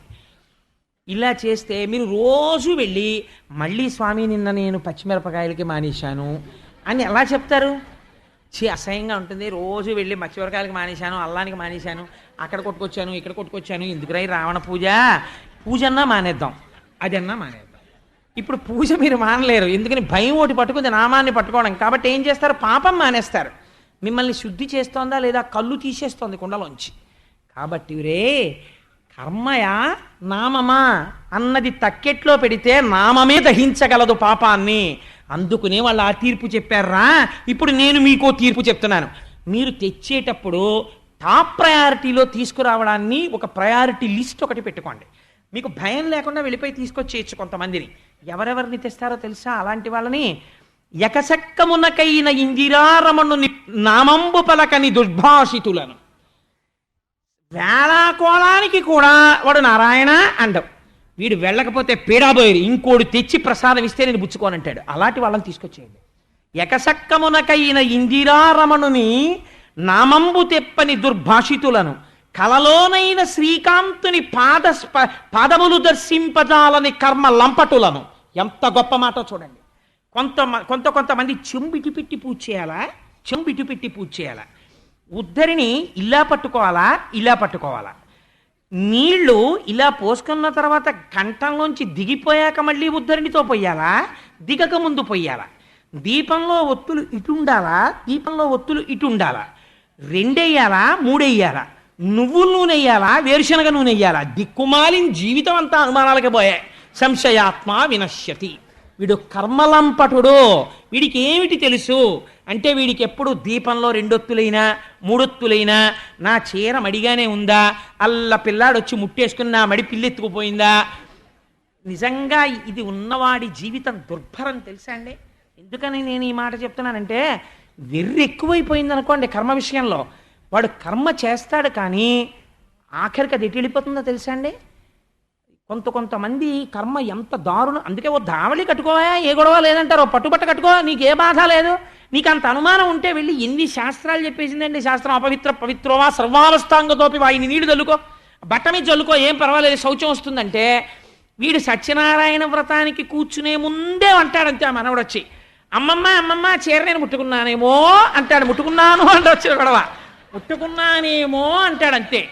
ఇక్కడ ఆచమ్య కేశవాయ నమః భర్త పోస్తుంటాడు కానీ మడిపట్టవాడు కానీ ముట్టేసుకున్నాడేమో, ఇందాక వచ్చాడా బాల్కనీలోకి, నేను చూస్తుండగా రాలేదు కదా, ఇప్పుడు నాకు పాపం వచ్చేస్తున్నాయి, ఏమిటి చేసి చీర ఏం చేస్తున్నాడు, మిమ్మల్ని పంచి ఏం చేస్తుందండి. అలా అని నేను మాసుబట్టల పెట్టులో కట్టుకోమని నేను చెప్పట్లేదు. మీ మనస్సు ఈశ్వరుడి దగ్గర పెట్టే ప్రయత్నమా. దిక్కుమాలి మనవడు ఏదో ఆడుకుంటూ అమ్మమ్మ నేను ముట్టుకున్నానేమో, వెంటనే మీరు మీ మనవడి ఎందుకు కృష్ణ పరమాత్మని చూశారనుకోండి, నువ్వు ముట్టుకున్నావురా చాలా సంతోషం. ఎందుకో తెలుసా, నీవే తల్లివి తండ్రివి, నీవే తల్లివి తండ్రివి, నీవే నా తోడు నీడ, నీవే సకుడున్, నీవే బంధువు దైవము, నీవే నా తోడు నీడ నిజముగ కృష్ణ. వ్రతం చేసుకుంటున్నానని ఒకసారి నీ చెయ్యి వేసిన బట్ట కట్టుకోమన్నావా, కృష్ణ నా మనవడి రూపంలో వచ్చావా అని మీరు కట్టుకున్నారనుకోండి, ఎంత సంతోషంతో చేస్తారు. బట్ట కూడా నా స్వామి చెయ్యేసి ఇచ్చాడండి ఇవాళ, నేను కట్టుకున్నది ఏమిటో తెలుసా, ఈశ్వర యొక్క సంస్పర్శ కలిగిన వస్త్రం అంటారు. యద్భావం తద్భవతి. కర్మని భక్తి వైపుకు తిప్పుకోవడానికి పనికిరావాలి, కర్మ మిమ్మల్ని స్టకప్ చేయడానికి పనికిరాకూడదు. అది ఒక ఆర్ట్, కళ. మీరు భావనని బట్టి కర్మ మారుతుంది. కాబట్టి జడమైన కర్మ ఏం చేస్తోంది, ఎంత గొప్ప తీర్పు చెప్తున్నాడో చూడండి ధర్మరాజు గారు. చెయ్యడా, ఎంత కర్మ చేస్తూ ఉంటాడో చెప్పలేను. నిద్రపోతున్నప్పుడు ఏం గుర్తొస్తూ ఉంటుంది అంటే, అదేంటి రేపు పంపు రాదేమో, పంపులో నీళ్లు ఓవర్ హెడ్ వాటర్ ట్యాంకు వాడెవడో చెయ్యెడతాడేమో, అవి మಣ್ಣీళ్ళు అవుతాయో అవ్వో, ఆవు పాలు దూడ తాగింది కదా ఎంగిలి అయిపోయేమో, ఎన్ని దిక్కుమాలిన అనుమానాలు నీకు. ఈ అనుమానాలు నిన్ను నాశనం చేసేస్తాయి. అసలు ముందు భక్తి నేర్చుకో. ఇన్ని వదిలేసి అనుమానాలు ఎందుకు వస్తాయండి. ఒక్కొక్కడు పుస్తకాలు తీసుకుని రాసేస్తుంటారు. ఎందుకు వస్తాయని, ఏదో ఒక స్థితిలో ముందు నేర్చుకునే ప్రయత్నం మానేసి అన్ని అనుమానాలు ఏమిటి. నిజంగా జిజ్ఞాసు అయితే ఒకటో రెండో అనుమానాలు వస్తే మంచిదే, అంతే తప్ప ఇంకా నిప్పురవ్వలు రేగినట్టు ముందు అసలు భక్తి మానేసి వెర్రి అనుమానాలు ప్రారంభమైపోకూడదు. ఇలా కర్మయందు లంపటులైపోతే కల్లో ఒక్కసారి కూడా ఇందిరారమణుని పాదములు వాడికి కనపడిన వాడు ఎవడన్నా ఉంటే వాడిని మీరు తెచ్చేచ్చురే అన్నాడు. మూడో వాడు ఎవరో తెలుసా, నవ్వుచునైన కృష్ణ క్రధా ప్రశంసకు చెవితార్పని దుష్ట శ్రవణుని. వాడు సరదాగా నవ్వుతూ ఏమంటే ఎలా ఉందండి భాగవతం అన్నారు అనుకోండి, పోన్లే ఇప్పుడు అది నేను బాగుండలేదనో సర్టిఫికెట్ ఇస్తే వ్యాసుల వారు రాసిన భాగవతాలన్నీ విత్డ్రా చేసేయరు కదా, ఎందుకు బాగులేదో బాగుందో అన్నమాట. బాగుందండి అనో మాట నవ్వుతూ సరదా కూడా అనలేక ఈ ట్రైస్ టు సిట్ అనే judgement table whether I'm capable or not. వ్యాసుడు రచించిన భాగవతం మీద నేను జడ్జిమెంట్ కూర్చోవడానికి నా బ్రతుకెంత అని విచారణ లేకుండా అటువంటివి ప్రశంసించవలసిందే తప్ప నా స్థాయి సరిపోతుందా అన్న ఇంగిత జ్ఞానము లేకుండా పెద్దల చేత ప్రోక్తమైన గ్రంథముల మీద తీర్పులు చెప్పేవాళ్ళని, యాత్రా సందర్భంబున ఈశ్వరుని దేవాలయపు త్రోవలు తొక్కలేని దుష్పదులను, యాత్రకెళ్ళినప్పుడు అక్కడ దాకా వెళ్ళి అబ్బా నేను గుళ్ళోకి రాలేనండి, నేను పడుకుంటాను మీరు వెళ్ళి వచ్చేయండినో, లేకపోతే క్యాంటీన్లో పెసరట్టు వేస్తున్నాడండి మీరు వెళ్ళి చేసుకొచ్చేయండి దర్శనం, నేను తర్వాత వస్తాను, పెసరట్టు ఉప్మా ఇక్కడ బాగుంటుందంటారు ఈ క్యాంటీన్లో, వీడిది అయిపోతుందేమో మనం దర్శనం చేసుకొచ్చేటప్పటికి అని ఉండిపోయేవాడు వాడు ఉంటాడు, వాడికి దర్శనం అక్కర్లేదు. కనీసం ఉత్సవం జరుగుతోందండి మీ ఇంటి పక్క దేవాలయంలో అంటే యజమాని ప్రయత్నపూర్వకంగా వెళ్ళాలి. అలా వెళ్ళని దౌర్భాగ్యుడి కోసం ఈశ్వరుడు ఏం చేస్తాడో తెలుసా అండి? ఊరేగింపు కాదు ఊరిరిగింపు, ఆయనే వస్తాడు పల్లకీలో. వీడెప్పుడు రాడండి గుడికి, వీడి కోటేశ్వరరావు అంటారు అని ఇంటి ముందు ఆపుతారు పల్లకి, వీడు రాడు బయటికి, ఎందుకంటే టీవీ ఒకటి ఉంటుంది వీడికి, అందుకని ఆ టీవీ చూస్తుంటాడు. అప్పుడు పాపం వాళ్ళ ఆవిడికి సంస్కారం ఉంటుంది, ఆవిడ బెల్లం ముక్క ఇన్ని బియ్యం పట్టుకొని వస్తుంది, ఇస్తే ఈ బెల్లం ముక్క బియ్యం పుచ్చుకొని ఆయన ఇలా తొంగి చూసి, ఓ టీవీ చూస్తున్నావా ఆయుష్మాన్ భవ, ఒరే ఇంకో ఫ్లోర్ వేసుకోరా నేను మళ్ళీ వచ్చేటప్పటికి వచ్చే ఏడాది మీ ఆవిడ బెల్లం ముక్క బియ్యం తెచ్చిందంటాడు. అంతటి సులభుడు ఆయన, ఊరిరిగింపు ఆయనే వచ్చి పరిచయం చేసుకుంటాడు అందరినీ, ఒరే బాగున్నాడు వీడు ఎన్ని మేళ్ళు కట్టాడు అంటుంటాడు తప్ప వీడు వెళ్ళాడు గుళ్ళోకి. కనీసం ఇలాంటి వాళ్ళనైనా ఊరుకుంటాం కానీ ఒక్కసారి కూడా యాత్ర చెయ్యకుండా ఉత్సవం పక్కనే జరుగుతోందంటే అడుగు తీసి అడుగు పెట్టనటువంటి దుర్మార్గమైన పాదాలున్నవాడు, అక్కర్లేని వాటన్నిటికీ తిరుగుతాడు. భాగవతానికి వెళ్ళడానికి ఓపిక ఉండదు, కూర్చోడానికి ఓపిక ఉండదు, గుళ్ళోకి వెళ్ళడానికి ఓపిక ఉండదు. ఇలాంటి వాడు ఎవడున్నాడో అలాంటి వాణ్ణి మహాభక్తుల పాద ధూళి సమస్త తీర్థ సారమటంచు ఎరుగని వారి వారి వారి వారి వారి చేరిన వారి ముందు పట్టి తెండు దూతలారా.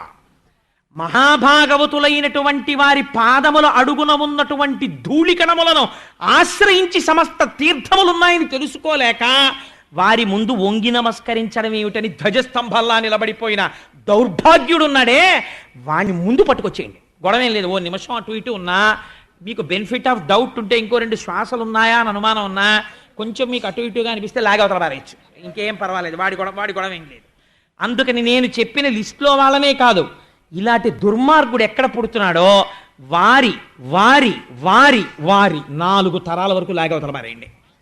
వారి చేరిన వారి అలాంటి వాడి దగ్గరికి వెళ్ళి కూర్చుని దిక్కుమాల మాటలన్నీ మాట్లాడుతుంటాడే, ఆయన ఎంత బాగా మాట్లాడతారో అని అక్కర్లేని విషయాలన్నీ వింటుంటాడు. రాజకీయ చర్చలు, సినిమాల చర్చలు, క్రికెట్ చర్చలు, అసుర సంధ్య వేళ కూడాను, లేకపోతే దిక్కుమాల ఛానల్స్, ఇవన్నీ వీళ్ళందరినీ మీరు లిస్టులో రాసేసుకుని లాగవతల పారేయచ్చు. అందుకని వారి వారి వారి వారి వారి చేరిన వారి ముందు పట్టి తెండు దూతలారా. కానీ ఎవరిని తేవద్దో తెలుసా? భక్తి యోగంబే ముక్తి మార్గమటంచు. ఎంత గొప్ప మాటో చూడండి. ఏమంటే ఈశ్వరుడు ఇస్తాడండి మాకు జ్ఞానం ఇచ్చిన నాడు, ఇప్పటికి మేము పట్టుకునేది ఈశ్వర చరణములే, ఆయనే మాకు జ్ఞానం ఇస్తాడు, కానీ మాకెందుకు వచ్చేస్తుందండి జ్ఞానం రమ్మంటే, నా స్వామి యొక్క చరణములు నాకు చాలు అని గట్టిగా పట్టుకున్న వాళ్ళు కొంతమంది ఉన్నారు. వాళ్ళు భక్తి యోగంబె ముక్తి మార్గమటంచు మొదలు తెలిసినట్టి భక్తవరుల వారి వారి వారి వారి వారి చేరిన వారి త్రోవపోవలదు దూతలారా. ఎవరు భక్తితో ఈశ్వరుడి పాదాలు పట్టుకుంటున్నారో, కష్టంలో సుఖంలో కూడా ఆయన పేరు చెప్తుంటారో, వాడు మనందరికన్నా గొప్పవాడు. రే మన నియమించిన వాడైనా, ఆయన దర్శనం మాకే దొరకదు, ఆయన గురించి ఎవరికీ తెలియదు. ఎవరో ఉన్నారు మహానుభావులు, ఒక పరమశివుడు, ఒక కుమారస్వామి, ఒక ప్రహ్లాదుడు, ఒక అంబరీషుడు, ఒక భీష్ముడు, ఒక శుకుడు, ఇలాంటి వాళ్ళు. వాళ్ళకి కొంత తెలుసురే, అంతా తెలియదు. ఇంక నీకు నాకు ఏం తెలుస్తుంది? అందుకని వాడు ఆ నామం చెప్పగలిగాడంటే ఎంత గొప్పవాడో. అలాంటి వాడిని, ఆ నామం చెప్పిన వాడిని, వాడికి సంబంధించిన 4 తరాల వాళ్ళని, వాడితో కలిసి ఉండే వాళ్ళని తొందరపడి తేకండి. బాగా చూడండి, చూసి సాధ్యమైనంత తేలికగా విడిపించండి. ఈలోగా గబుక్కుని మొన్న కనపడ్డట్టు పట్టు పీతాంబరాల వాళ్ళు ఎవరైనా వస్తే మీరు వచ్చేయండి, గొడవేం లేదు. ఎందుకంటే వాళ్ళు మీకన్నా సుపీరియర్స్, వాళ్ళదే అధికారం అసలు. వాళ్ళు చెప్తే మనం చెయ్యాలి. తెలిసిందా నాన్న, వాళ్ళ జోలికి వెళ్ళకండి. పోవవలదు దూతలారా అని తీర్పు చెప్పాడు. ఇప్పుడు దీంట్లో ఏం తెలుస్తోంది మీకు? దేనికన్నా గొప్పదేది? ఈశ్వరనామమే. ఆ నామము చెప్పుకోవడం తరింప చేసేస్తుంది మనిషిని. ముందు పట్టుకోవలసింది నామాన్ని పట్టుకో. అది నిన్ను ఎటు తీసుకెళ్లాలో అటు తీసుకెడుతుంది. నువ్వు తిరుమల వెళ్ళాలనుకోండి, వెంకటాచలం వెళ్ళాలి. నువ్వు రిజర్వేషన్ చేసుకున్నావు శేషాద్రి ఎక్స్ప్రెస్కి. కాకినాడ టౌన్ స్టేషన్కి వెళ్ళిన తర్వాత శేషాద్రి ఎక్స్ప్రెస్ ఏనా అండి ఇది అని అడిగావు. శేషాద్రి ఏనండి అన్నారు. S4 కోచి చూసుకున్నావు, నీ పేరు చూసుకున్నావు లిస్టులో, CH కోటేశ్వరరావు, మిడిల్ బెర్త్ ఏదో 32, 9, 16 నెంబర్ చూసుకున్నావు. వెళ్ళి బెర్త్ ఎక్కి హాయిగా పడుకోవడమే, తెచ్చుకున్న పూరీలు తినేసి. అంతేకాని గడికోసారి కిటికీలోంచి చీకట్లో టార్చ్ లైట్ వేసి, ఏమంటే ఇది తిరుపతి వైపే పెడుతోందా, డ్రైవర్ గారు పొరపాటున హైదరాబాద్ వైపు వెళ్ళిపోతున్నాడా అని కిందకి దిగిపోయి అస్తస్తమానం ప్లాట్ఫామ్ ఇది ఇదే ఊరండి, ఇది తిరుపతి వెళ్ళే రోడ్డేనండి, ఇది తిరుపతి వెళ్ళిపోతుందండి, పర్వాలేదండి అని నువ్వెందుకు అస్తమానం? నీ డ్యూటీ ఏమిటంటే, when once the ticket is reserved, get into the compartment, occupy the berth and happily sleep down. There are guard and driver to take care of you. ముందు డ్రైవర్ ఉన్నాడు, వెనక గార్డు ఉన్నాడు. Guard దీపం చూపిస్తాడు, driver తోలుతాడు. నువ్వు హాయిగా నిద్రపోయి తెల్లవారు లేచేటప్పటికి వెంకటాచలంలో ఉన్నావు. నువ్వు హాయిగా నామం అనేటటువంటి ట్రైన్ ఎక్కి బెర్త్ ఎక్కి పడుకో, అది పట్టుకుని. నిన్ను తీసుకెళ్లి వెంకటాచలంలో దింపడానికి ముందు ఆ నామమును చెప్పినటువంటి గురువు ఉన్నాడు, వెనకాల నిన్ను సేఫ్గా దింపడానికి దీపం పట్టుకుని భగవంతుడు ఉన్నాడు. ఇద్దరూ కలిసి నిన్ను జ్ఞానంలోకి దింపేస్తారు, దింపేసి మోక్షం ఇస్తారు. అందుకు నువ్వు ఆ నామమును పట్టుకోవడం ముందు నేర్చుకో అని అంత సర్వోత్కృష్టమైనటువంటి ఆఖ్యానము. అందుకే రామదాసు గారు ఇంకొకటి అడగలేదండి. హరునకు విభీషణునకు అద్రిజకున్ తిరుమంత్రరాజమై కరికి నహల్యకున్ ద్రుపద కన్యకు నర్తిహరించు చుట్టమై బరగిన ఎట్టి నీ పతిత పావన నామము నాదు జిహ్మపై నిరంతరము నటింపచేయుమిక దశరథీ కరుణాపయోనిధి. నాకు నిరంతరము నా నాలుక మీద ఈశ్వరనామము నర్తన చేయగలిగినటువంటి అదృష్టమును ఈశ్వర నిర్హేతుకముగా కటాక్షించు. శ్రీశైలేషు భజింతునో యభవు కంచీనాథు సేవింతునో కాశీవల్లభు కల్వబోధన మహాకాళేషు పూజింతునో నా శీలం బడువైన మేరువడుచున్ రక్షింపవే నీ కృపా శ్రీ శృంగార విలాస హసములచే శ్రీకాళహస్తీశ్వర. పవి పుష్పంబగు అగ్ని మంచగు నాకూపారం భూమిస్థలంబగు శత్రుండతిమిత్రుడవు విషము దివ్యాహారమౌ నెన్నగా అవనీ మండలి లోపలన్ శివశివేచ్ఛాభాషణోల్లాసకిన్ శివ నీ నామము సర్వవస్యకరమౌ శ్రీకాళహస్తీశ్వర.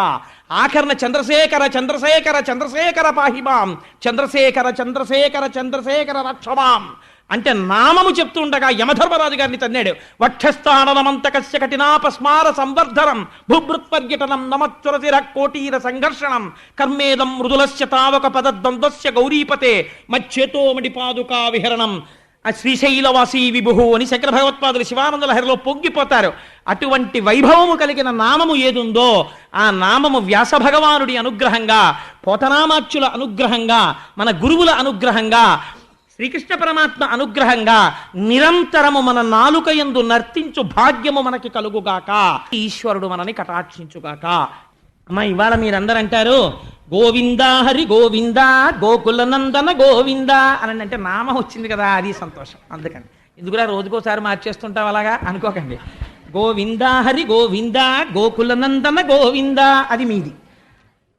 మకుటం నేను చెప్పాక అందరు కానమ్మా మీ ఆర్తి నాకు అర్థమైపోయింది. నవనీత చోరా గోవిందా గోవిందా హరి గోవిందా గోకుల నందన గోవిందా.